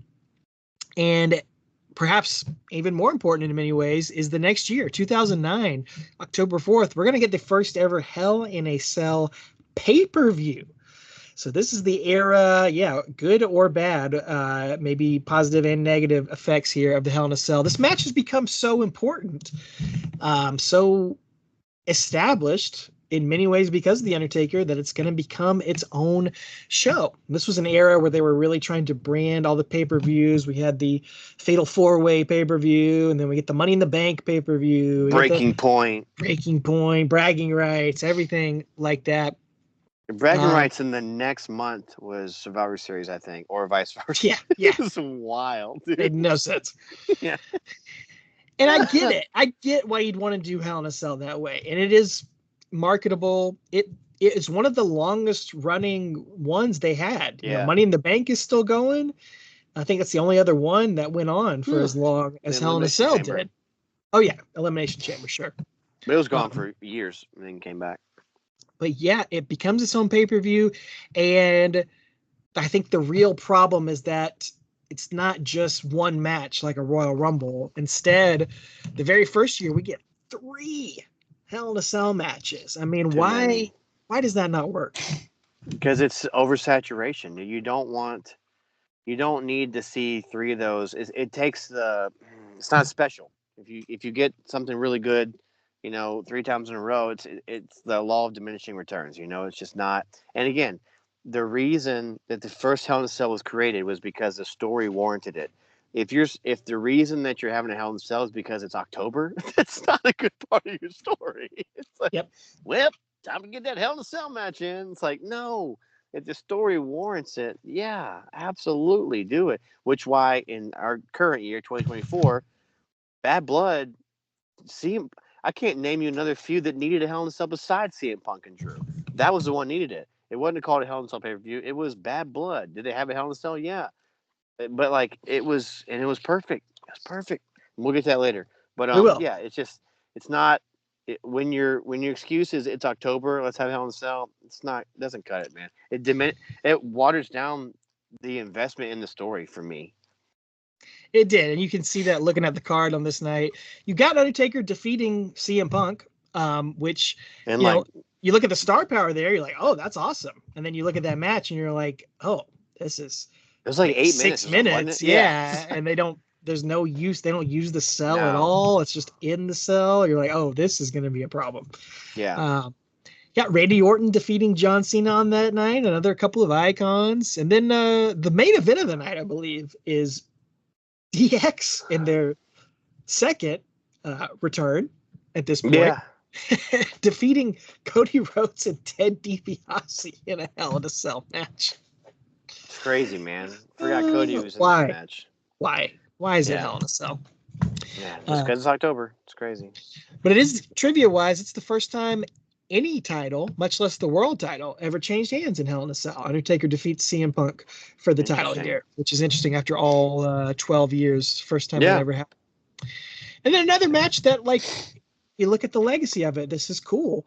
The next year at Hell in a Cell pay-per-view in 2010, October 3rd, Kane defeats The Undertaker. So it comes full circle, 13 years later. Match quality, again, not that great. Not the best time in either guy's career. You got Paul Bearer in there making his return, but again, he's not in the best shape. But like storytelling wise, pretty cool to finally see these two guys in the match that they both put on the map all those years before. And is this the third match in a row that he beats Taker, right? This might be the second one because they're going to have Buried Alive. Buried Alive next. Yeah. So again, just like Batista and Triple H in 2005, this is Kane beating Taker 3 pay-per-views in a row, which is, I don't think anyone's ever done that. That's crazy behavior. Yeah. Then you've also got Randy Orton and Sheamus on that pay-per-view, which is like, again, this is where we're really starting to see the not necessarily even the match quality, but just like the match importance. Really, like, we really calling this a Hell in a Cell? Like, why in the world does this need to be Hell in a Cell? Same thing the next year with Del Rio defeating Cena, Mark Henry defeating Randy Orton. So Hell in a Cell's kind of losing a little bit of luster over these next few years. Weren't you there for those? Oh, we're going to get to that in 2012. Oh, sorry. Okay. So it's losing some steam in a lot of ways, even though it's getting its own pay-per-view. But it's going to get a lot of it back, I think, at WrestleMania 28 on April 1st, 2012. This is the end of the era. Undertaker defeating Triple H with Shawn Michaels as the guest referee. Not sure what era it ended because both those guys wrestled for 10 more years. And Shawn Michaels even had another match. But, just the end of an era. Man. I don't say what era it was, but it ended some kind of era. Somebody's era ended that night. Just something. What a great match, though. I mean, it was perfect. These guys brought it. The two guys most associated with Hell in a Cell, ending a 4-year story here. Absolutely incredible. You could do a WWE The Eras tour like Taylor Swift, but the very last match would be this one. It's the end of the era. It was the end of the era. Yeah, that's it. So, yeah. I'm in my Hell in a Cell era. I don't know what the heck that was about, but you can't write a better story. And the absolute greatest near fall of all time in wrestling history was the super kick into the pedigree, into the kick out. I think that's the best near fall in history, in my opinion. And that's, you don't have to agree with me. Nobody does, but that's... I do. Yeah. I 100% agree with you. Oh, I didn't mean you. I know you do. I mean the universal you out there listening. I think it's the greatest near fall ever. And no one's ever going to eclipse that. So, and again, it comes back to storytelling. Like these guys... Exactly. Even at this time, they're a little bit more broken down. Their bodies can't do the same things they used to be able to do.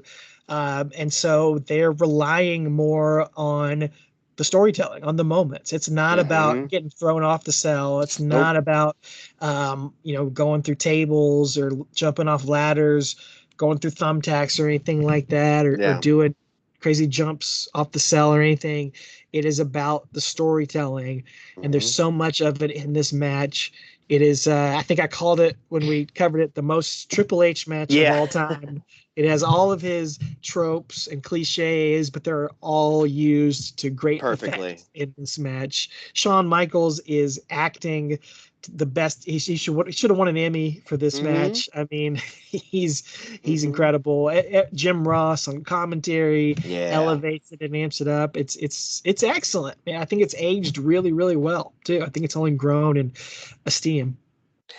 I don't have this on any good authority, but I would say that when they're in NXT and they're like preparing for a takeover years ago, Black and Gold brand, that they were like, Triple H is like, let's watch this match and see how you prepare for your main event.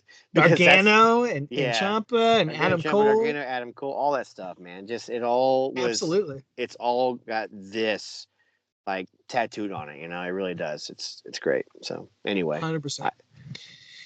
And we've done multiple shows about that. We've covered that one, man. A lot of these Hell in a Cells, man. Yeah. First time they'd ever had Hell in a Cell outdoors, interestingly enough. I remember being intrigued going into that pay-per-view thinking, how are they going to have Hell in a Cell when there's no roof on the arena? Yeah. The next one is not held in quite as high esteem, but I was there for it live. Hell in a Cell pay-per-view in October 28th, 2012 in Atlanta, Georgia. Thankfully, they went back to just one Hell in a Cell match this year. I guess, thankfully. Of course, the one I go to, the only Hell in a Cell I get to see live, the only one I've seen live in my entire life, CM Punk defeats the Ryback. Roidback. Oh, yeah. Big back. What the F? This is when Brad Maddox debuts, isn't it? It is. And talk about another curse is I saw this in October 2012. And guess what the next pay-per-view is? The Shield debuting in 2012. Geez, yeah. I was just 1 month off from seeing the Shield debut. Instead, I got to see Ryback's Hell in a Cell match again, like 8 minutes against CM Punk. They booked themselves into a corner with that one. That's on the writing's fault. Ryback was hot, man. He was, man. There's no denying that. DB Moore stuff. I'm fine with it, but they should not have put him in this situation. So bad. Cool moment. He does the shell shock to Punk on top of the cell, and the best match on that show is Sheamus and Big Show. Back then, they had like a banger on that show. Before Sheamus was having banger after banger after banger, he had a banger. That's one of Show's best WWE matches. It is for sure. Yeah, that was the highlight of the night for me. Yeah. Well, you know what's funny is that what happened the next year at Hell in a Cell. I didn't know this was real. But I was watching WWE pretty hardcore at this time. I have no memory that they ran it back the next year, except they made it a handicap match. CM Punk defeats Ryback and Paul Heyman. So now the roles are reversed. CM Punk's the baby face, Ryback's the heel, and Paul Heyman is actually in the match. I have zero memory of this. Oh, I have only memories of it. It was wild. A wild time to be alive and to be a fan. You were the only fan of it. I had OnlyFans. Yeah. Subscription to just that. Subscription. Yeah. There was another Hell in a Cell that night, and it was Randall Keith Orton and beats Daniel Bryan. So that's right. That was a weird Daniel Bryan time.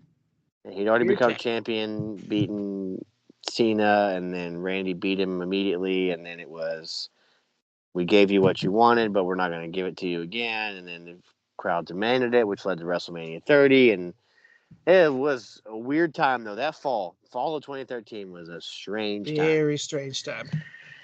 Very strange. 2014 is going to be Cena defeating Randy Orton at the Hell in a Cell in October, and then that's actually the first ever time there'd been a rematch inside Hell in a Cell. So the first time they'd ever done a match twice. Oh, because the year before had Heyman. So technically this is the first true rematch in there. And then a match I really liked. I thought this was one of the better ones at the time. Seth Rollins and Dean Ambrose. Seth defeated Dean. There's a story there. There was a great story. That one deserved Hell in a Cell. Yeah. Those guys had great chemistry together. So I liked that one at the time. I don't think people talk about that one very much. Yeah, I agree. Of course, we're back with The Undertaker in 2015 and his second to last one in another rematch in Hell in a Cell. They're going to run it back from the classic 13 years ago. Brock Lesnar again defeats The Undertaker inside Hell in a Cell. Not as good as the original, but I thought but still 2 thumbs up, man. Especially for Undertaker at this the time. Era. Yeah. Yep. Very brutal. This is where they peel the ring back, the apron and everything, which hadn't really been done much up at that time. And no, this is where the Wyatts come in, and we get the build to the Survivor Series match the next month. But yeah, I like this one. I like this match a lot. Yeah, it's they just have such good chemistry, and it's crazy. 13 years later, watching them do that match, or 13 years from their first one, watch them do it again. It's like I said, it's not as good as the first one, but it's good for the era that it was in. So I like it a lot. And it's different, they tell a different story. The build up is also really good. They have a great rivalry through SummerSlam and into this. I think it's underrated and underappreciated because it doesn't live up to the first one. Still very good. I think it's worth looking back at. Yeah. And on the same night, Roman Reigns defeats Bray Wyatt in a Hell in a Cell match. Pretty couple of historic names in that match right there. Then we're going to get The Undertaker's final Hell in a Cell appearance at WrestleMania 32 on April 13th, 2016. The Undertaker defeating Shane McMahon. Yeah, I mean, you would have told me that was a match that I was going to see in 2016. I'd called you a liar. That was crazy that was what it was.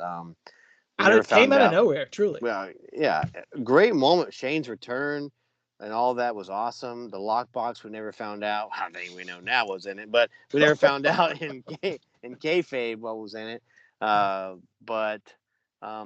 Its match is you knew immediately when it was announced, like, Shane's gonna go jump off of something. Shane's gonna go through something. Shane's gonna try to kill himself doing something here.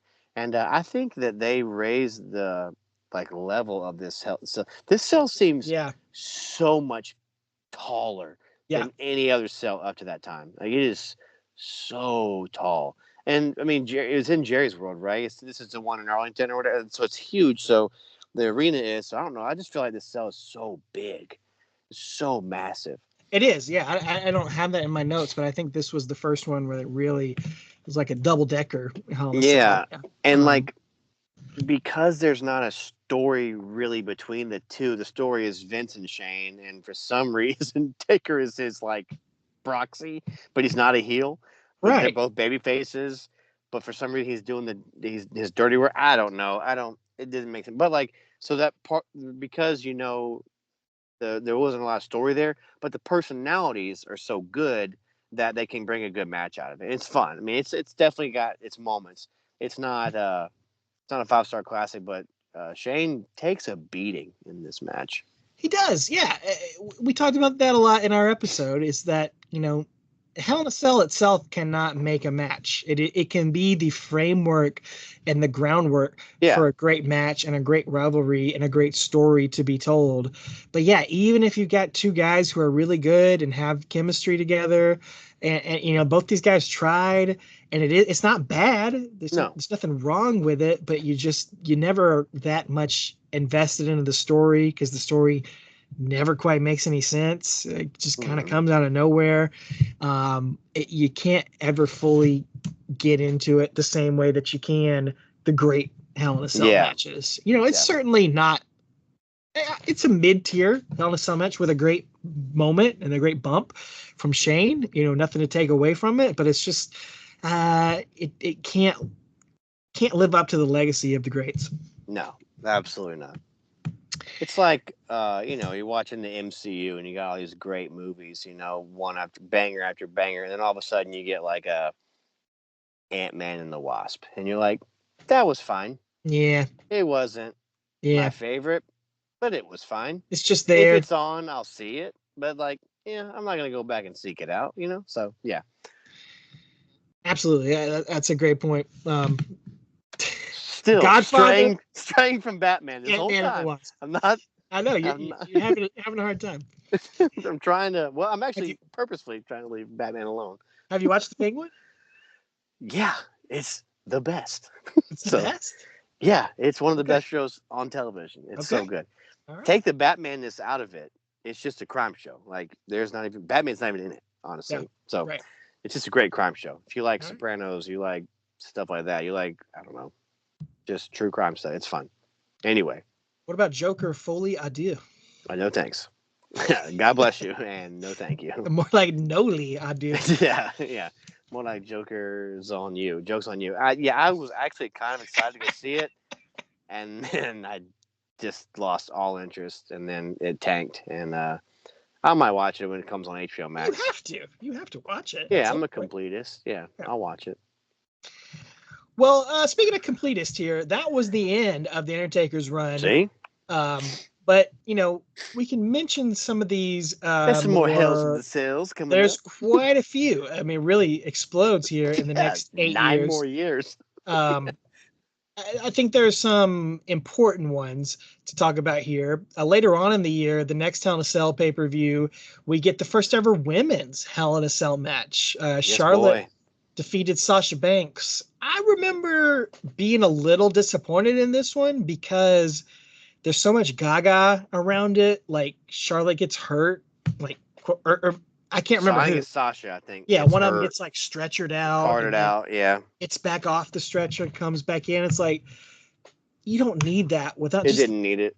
These two have a story. They have a rivalry. Let them do their thing. Like, don't overbook it. Like, just let them do their thing in the cell. The cell is enough. Mm-hmm. But it is iconic, and it's the first one, and it's not. If it had been, just 2 other random chicks, it wouldn't have been as good. They were the 2 anchors of the women's division at the time. Because Becky wasn't Becky at this point. No, you're right. The Becky she would go on to become. No, she was not the man. Bayley, but Becky was not the man. So these were the 2. These were your Rock and Austin of the women's division. The 1A, 1B. Roman Reigns defeated Rusev, and Kevin Owens defeated Seth Rollins, just for completionist sakes here. Yeah. The next year, Kevin Owens defeated Shane McMahon in a Falls Count Anywhere match inside Hell in a Cell. Don't know why it needed to be both. That was after he headbutted Vince on TV, which was insane to watch. Do you remember that? Insane. I do remember that. And I think this one's pretty memorable. I think a lot of people enjoyed this one, myself included. Usos defeated New Day in a Hell in a Cell. Great. They did a lot of creative stuff in there. A lot of fun, man. Yeah, it was. Love those 2 teams, and it was really fun to. And I'm really glad that those guys got to have that first ever, not the first, but it was a tag team championship match, right? If I'm not mistaken. It might have been. I didn't put that in my notes, but probably was. I think it was. Yeah. Yeah. So it was really cool. Yeah. They did the stuff with the kendo sticks. Kendo sticks in the corner. Locking one of them into the side of the cell. That was like peak Uso penitentiary era. Yeah. It's good stuff. I enjoyed that one. Those 2 teams are always going to be linked forever. They're great together. The next year, I think another decent one. Randy Orton defeated Jeff Hardy. Did some cool spots in there where Orton's got the screwdriver and Jeff Hardy's ear gauge. Cranking it around in there. Oh, man. Oh, yeah. That visual was brutal to watch. Ugh.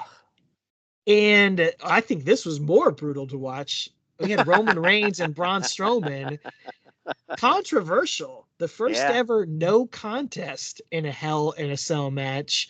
I was pissed watching this because that is the whole point of Hell in a Cell. This is the most brutal match. And going back to the match that put it on the map, Mick Foley and The Undertaker. Mick Foley got thrown off the cell, thrown through the cell, put into thumbtacks, and the referee never called it. Tooth in his beak. Yeah, and that referee never called it. Meanwhile, Brock Lesnar comes in and F5s both guys, and the referee's like, well, match is out. That's it. Neither man can continue after that. That's it. Yeah, it made them both look like pansies. Okay, I can work with the idea of them wanting to do that if you've laid some groundwork that it's a possibility. Like, it just is one of those things, like I was saying earlier, you're just changing the rules because your story's not good enough. Like, you need to get from plot A to plot B. And your storytelling is so weak. you just make something happen out of thin air. So again, another reason that you don't just do a Hell in a Cell because it's October. You know, Yep. if it had just been a regular match or whatever, or a regular match, that he could have come in and caused a DQ, and then the next month is Hell in a Cell or whatever it is. Like, it would have made sense, but it's like you book yourself into a corner when you do Hell in a Cell just because it's October. And then you have a match like this, and all of a sudden you got a no contest. You guys can't compete. Like, you just I don't know, man. You curse your performers at that point because you're like, why couldn't they compete? Yep. Very frustrating. Really hurt Braun Strowman's legacy here, or his rise up to the top. Yeah. Really kind of cut him off there. And this was the first year that the Hell in a Cell was painted red. Not my favorite visual change. No, dude, it's so unsightly. It's awful. I don't know why we needed that. Yeah, that was pure Vince at his worst. Kind of impulses there. Like, yeah. Why? Yeah, no. Someone should have told him no. The next year, Becky Lynch defeated Sasha Banks, another women's match, then another quite controversial match and finish here as Seth Rollins and The Fiend, the second year in a row, basically go to a no contest here. I was not really watching much at this time. I'm sure you did. I mean, what were your thoughts on that one? Once again, kind of like the year before, like, you paint yourself into a corner. You have this. How do you make the Fiend have a no contest? Part of his thing is like he's Jason Voorhees, like he doesn't go down, like, and so part of this, like, up until that, like, part of the story of the match, I was kind of like, oh, this is kind of neat. I see what they're doing here. Like, Seth can't get him down, and then all of a sudden you just pile stuff on top of him, and it's like, now the Fiend can't get. I don't know, man. Again, it's bad writing, getting from plot A to plot B with bad writing, and it's October, so it's Hell in a Cell. It's just, you gotta we didn't need a men's match, or put something else in that. It didn't have to be the title match. It has to be an Hell in a Cell. Nobody made that rule that says it has to be. It could be something else. So, just like the one in 2024, it wasn't a title match. So, I don't know. And it really sucked the wind out of the Fiend, part of it. It's just, I don't know. And really, both guys hate this match. I know Bray's passed on, but Seth has talked very disappointingly about, again, it's not Bray's fault. He's like, it's the writing's fault. It's bad. It really feels like we hit a real dry spell, and kind of like the Hell in a Cell match is kind of losing a lot of steam and a lot of purpose over the next few years. And part of that's maybe the Thunderdome era, and everything feels weird during this era. But the next year, Roman Reigns defeats Jey Uso. Important rivalry. Okay. That makes sense. This match. Okay. I love this match. This match is the very beginning of this Tribal Chief Roman Reigns new character. That's this storyline right now. We're talking about it in Hell in a Cell. Him and Jey Uso is playing out on television literally 4 years later. 4 years later. As Jey got Roman to say, or Roman said yeet last week on SmackDown as we're recording this. Like, it's a full. Jey is main event Jey Uso now. That's what he was here. He's the right hand man or whatever. Like, I'm gonna make you main event Jey Uso, and like Jimmy comes. It's just the Bloodline storyline began in this era right here, and I love this match. The storytelling in this match is so good. All right. Well, maybe I take back what I say then. Okay. I wasn't watching so much at this time. I haven't seen that one, so I'll take back a little bit of what I say. Because of performers in that match. You've also got Sasha Banks defeating Bayley and Randy Orton defeating Drew McIntyre on that night. Yeah, those were what they were. SmackDown gets its first ever Hell in a Cell match on TV with Roman Reigns defeating Rey Mysterio. Mm-hmm. Interesting. It was a good story that was being told at that point. But again, that match, not one I'm going to go back and revisit. No. But it was a good part of the Bloodline story. A couple days later at, again, this is all Thunderdome era, so it's all kind of being shot at the same time. Yeah. You got, on the Hell in a Cell pay-per-view, Bianca Belair defeats Bayley and Bobby Lashley defeating Drew McIntyre. And then on Raw the next night after that, you got Bobby Lashley defeating Xavier Woods in a Hell in a Cell. So that was a match that happened. Yeah. Xavier Woods has been in a singles Hell in a Cell match. Yes. That's what a piece of trivia. Yeah, that is. Yeah, that was odd. Yeah, they had one on SmackDown, then one on the pay-per-view, then one on Raw. It was like, and you know what? We know what it was. It was just like, let's give the fans something unique. Because again, Sure, I get it. this is COVID era. This is Thunderdome. This is an odd time in the world, in sports and entertainment, in sports entertainment. So Without I question. get what they were doing, but it's just like, I don't know, man. Didn't warrant it, you know? No, it didn't. And then the first ever Hell in a Cell outside of the North America is Crown Yeah. Jewel, October 21st, 2021. Edge defeating Seth Rollins. Thought the wrong guy won there. I'm not gonna lie. Okay. Yeah. I mean, I like Yeah, the probably match, so. but I thought the wrong guy won there. I love Edge, but he didn't need that win. Seth did. And I think that is Edge's. No, he had the one with Undertaker. I was gonna say that was his first one, but he had that one.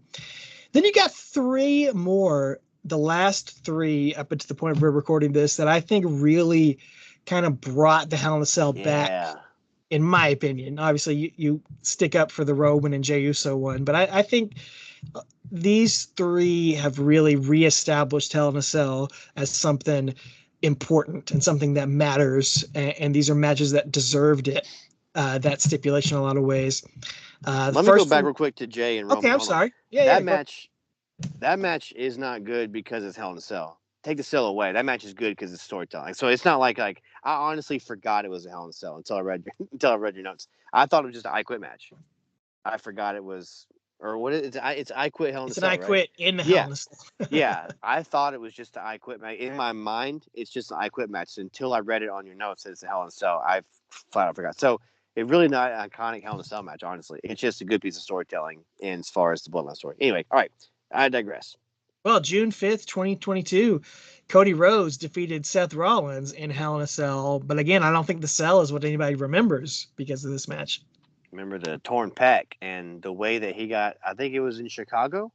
Chicago's not quiet very often. And he took his jacket off, and that whole crowd went silent for like 4 minutes of that match. It's just breathtaking to see. And what a great visual, unintentional visual. But I was talking to you before we started recording about how, this match is one of my favorites at Hell in a Cell, but I think it's because of that. It probably wouldn't be if it weren't for that. But the story of Cody coming back, and then, him and Seth, and then this is their third match, I think, in a row that they had on pay-per-view. And Cody wins all three of them, if I'm not mistaken. And but yeah, that torn pec, that visual, and Cody was saying on that podcast the other day that I think I've heard this before, but he's saying that literally nobody had seen. They knew it was happening. They knew it was torn, but he didn't show anybody. And he said Michael Hayes right before he went out there was like, "Let me see it." And he went to go play. He's like, "Nah, save it for the ring." So Hayes didn't want to get that visual, but he wanted to. Then he's like, "Nah, I don't want to see it." So interesting. Yeah, so literally, Vince hadn't even seen it, so he just knew it was. He told him it was, it's discolored and whatever. Like he kind of played it down, so they didn't know. Yeah, it's wild. Well, it really elevates it. It turns him into the ultimate babyface. Oh yeah, sympathetic hero there, and yeah, it really. And Seth's wearing polka dots. Seth's wearing the Dusty Rhodes polka dots, but yeah, it was something that it made it iconic and brought the Hell in a Cell back to a little bit of importance, I think. And it was back having the fans in there. Yeah. It was a great environment. WrestleMania 39 on April 2nd, 2023, get Edge defeating Finn Balor, which I think was a good use of Hell in a Cell. Yeah. And it's certainly memorable because of Finn Balor's blood. Ooh. That he gets busted open. But it unfortunately it derails the match a little bit for so long because it and it probably and so maybe it should have just been stopped. I don't know. I know they didn't want to, but I think it was very close to getting stopped because of how gnarly that little gash on his head he got from the ladder. Yeah, it was a lot of blood. I remember it was just like the camera was just panning away. It was just weird, like camera shots because they were trying not to show the blood and stuff. And yeah, it was. But again, it kind of takes it up to another level. Like kind of elevated it. Remember it? Yeah, kind of does. But yeah, this is a good. If this is Edge's last Hell in a Cell, which it probably is. It's a good way to end. Again, thought the wrong guy won. I love Edge. It's not about. I don't want Edge to win because I'm not a fan. Like I just think the wrong guy won in that. Edge could have lost that. and won the next month or something, or whatever, or not won at all against Judgment Day. They could have just taken off and buried him. So, but anyway. Well, the next one after that was just a few days ago. Bad Blood, October 5th, 2024. CM Punk defeated Drew McIntyre. You already talked about it a little bit. I mean, if any match in the past, I don't know, 5 years, 10 years really deserved Hell in a Cell, it was probably these guys. And I think that they knew they were going to have this match a long time ago, it feels like. Yeah. And they had been building to it for a long time, and they made it into a blood feud between these guys. It's one of the most personal, most intense rivalries that we've seen in WWE in a long, long time. And they made this match seem incredibly important. And then not only that, they delivered. Yeah. Oh, they delivered in spades, man. Yeah, it was great. And again, second year in a row, we've had a hard way, busted open because Drew got a nasty gash. And as of this recording, Punk was on the next night of Raw and basically said, I don't know when I'll be back. Like, that changed me. I'm glad I won, and Drew hasn't been seen since. So like the importance of it, again, whether it's they're off TV for storyline reasons or not, the importance of it being such an iconic match. It took a lot out of both guys, and both guys had to go away for a bit. The storyline, like that sells the brutality of the match. Yes. It's I just hate it when like Triple H and Kevin Nash, they have it, and like the next night Triple H is in like a tag match or something like on the main event. Like, it's just like, so let's sell that brutality for a little bit. It took a lot out of you. Like I like that realism in it. And they usually do a decent job of that. A lot of times sometimes they don't, but it seems like for the big ones, they will do that and have the guys selling. I mean, even all those years ago, I think it was the Triple H Chris Jericho one where Tim White breaks his shoulder. He never referees another match again. But they would use that like in the build up to future Hell in a Cell, saying, hey, it's so brutal, even the referee's career can end in that type of match. And so, CM Punk and Drew being off TV for a while does a great job of selling that. And we saw blood from CM Punk, which was like a huge turning point in WWE after so many years of not seeing blood. Just great moments, great spots in there. Everything was well thought out.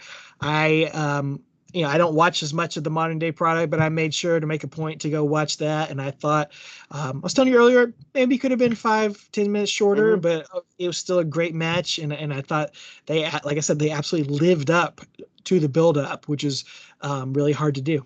Yeah. Yeah. Oh yeah. Especially when you got competitors on that level, and a guy who's honestly, his detractors got he's got a target on him. CM Punk, is he old and disheveled and broken down? He's going to break again, which is part of the storyline, honestly, which is great. But he lasted. He actually got through the match. Didn't get hurt. Like, in fact, Drew's the one that got hurt. So it's just funny. I'm glad that he was able to put on a 5-star performance in it too, because it would have kind of sucked to see him come back from this, another injury and then kind of, crap the bed. That would have sucked. And I don't think Punk had ever had a good Hell in a Cell match up to this point. He some stinkers. He redeemed himself. Man. Yeah, he needed this. He'd been in 4 at this point? Yeah. He had been in 4 at this point. Yep. Yeah. 2 with Ryback. And 2 Rybacks, a Taker. And I had to be there for that Atlanta one. Meanwhile, they have this one in Atlanta all these years later. Unbelievable. Well, up to that point, that is the history of Hell in a Cell. Undertaker has a record 8 wins and 14 appearances, so he's got the most of all time. Triple H second with 6 wins and 9 appearances. Then Randy Orton is in third with 5 wins and 8 appearances. Roman Reigns is coming up right there with 4 wins and 5 appearances. And then as far as guys currently on the roster, CM Punk and Seth Rollins both have 5 appearances. So they could maybe climb up into that top 5 as far as appearance-wise in the future. Maybe, certainly Rollins. I don't know about Punk. Maybe Orton might have another 1 or 2. But Undertaker far and away in the lead there. Yeah.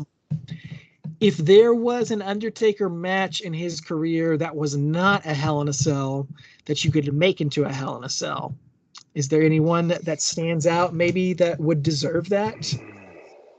Ooh. I mean, he faced most of his greatest rivals. Yeah.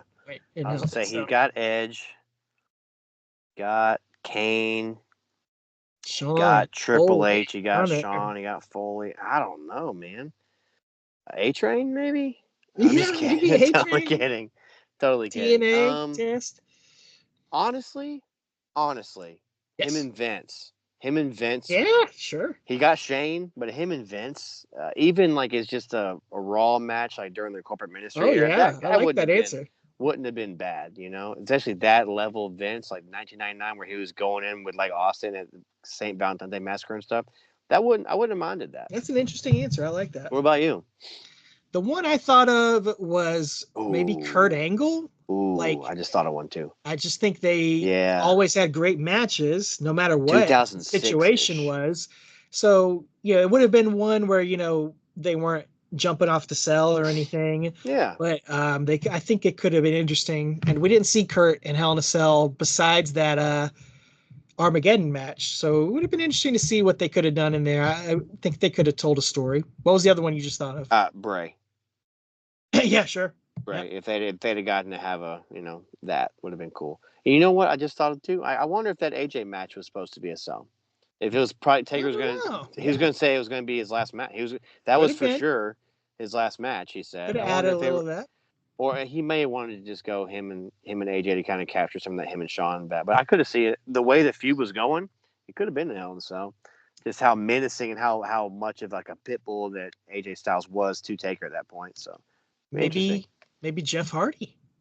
They had the ladder match, and then they had one other match on SmackDown that was like a Falls Count Anywhere or something like that. Jeff would have done some crazy stuff. It could have been fun to see those two in there. Yeah, interesting.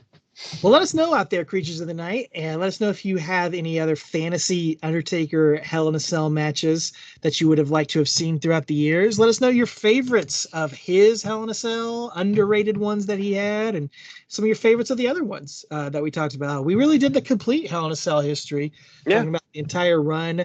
I mean, it is certainly... like we said, I think it is one of, if not the most important match type in WWE history. So many iconic moments have happened inside the cell, and there are sure to be so many more to come. So we appreciate you going through that journey with us. Leave a comment wherever you listen on Spotify or YouTube, and be sure you subscribe. Give us a 5-star rating out there, and let us know. We appreciate you. We appreciate your patience in us getting this episode out there to you. We appreciate your understanding in this situation, and hopefully we will be back here for you next month with another brand new episode of Talking Taker. Maybe we'll get a bonus episode or two out to make up for this lost time. I don't know. We'll see what we can do here. Want to be sure to shout out our friends of the podcast at Watching Along Wrestling, Watching Along Tommy's, continuing on YouTube, continuing to put out great content on there. You can see his trip to Halloween Havoc, the NXT Halloween Havoc. He even ran into Trick Williams at Hershey Park. So you can check that out on his vlog. Very cool from him. I want to shout out the Bottom Line Wrestling Cast, Mike Prue and JV, continuing to go through the career of Stone Cold Steve Austin and stunning Steve Austin, going through that part of his legacy right now. Be sure you check them out and subscribe to their show wherever you get your podcast. Don't forget to check out Travis's album Reconstruction over on your favorite streaming service. Don't forget to check out our T Public store and pick up some Talking Taker merch. Get yourself a Taker Easy t-shirt, all that good stuff. You got anything in mind for next month? Nope. I got nothing to even riff off of. Nope. I think we need to give the people, we need to make up for our lost time. I think we need to give the people a banger, something they've been waiting for. Oh, Sheamus match. For years. Yeah. The Undertaker and Sheamus fantasy book it. Let's talk about it. 7. What do you think about finally doing movie review of Suburban Commando, starring The Undertaker. All right. Let's do it. All right. Let's go all out. All right. All right. All That's right. it. We're gonna pencil it in. Happy Christmas. Merry Christmas. Happy Hanukkah. Here's Here's some some coal coal in for your your stocking. Yeah. Lump of coal.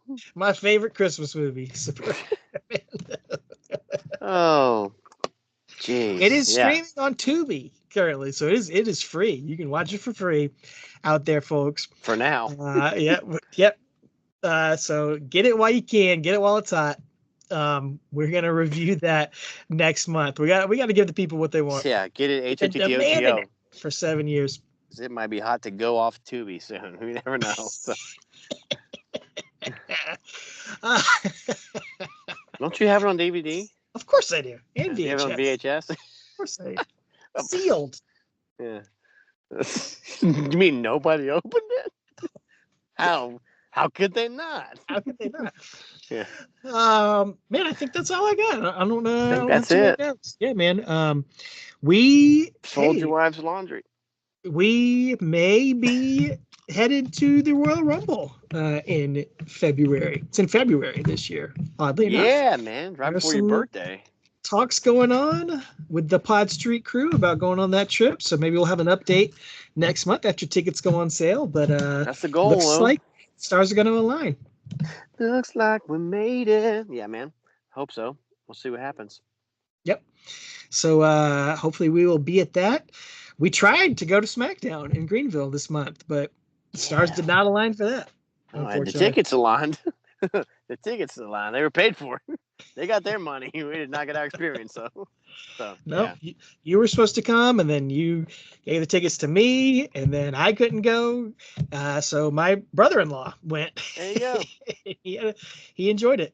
He enjoyed LA Night. He couldn't believe how many Samoans were in the bloodline. He had no idea.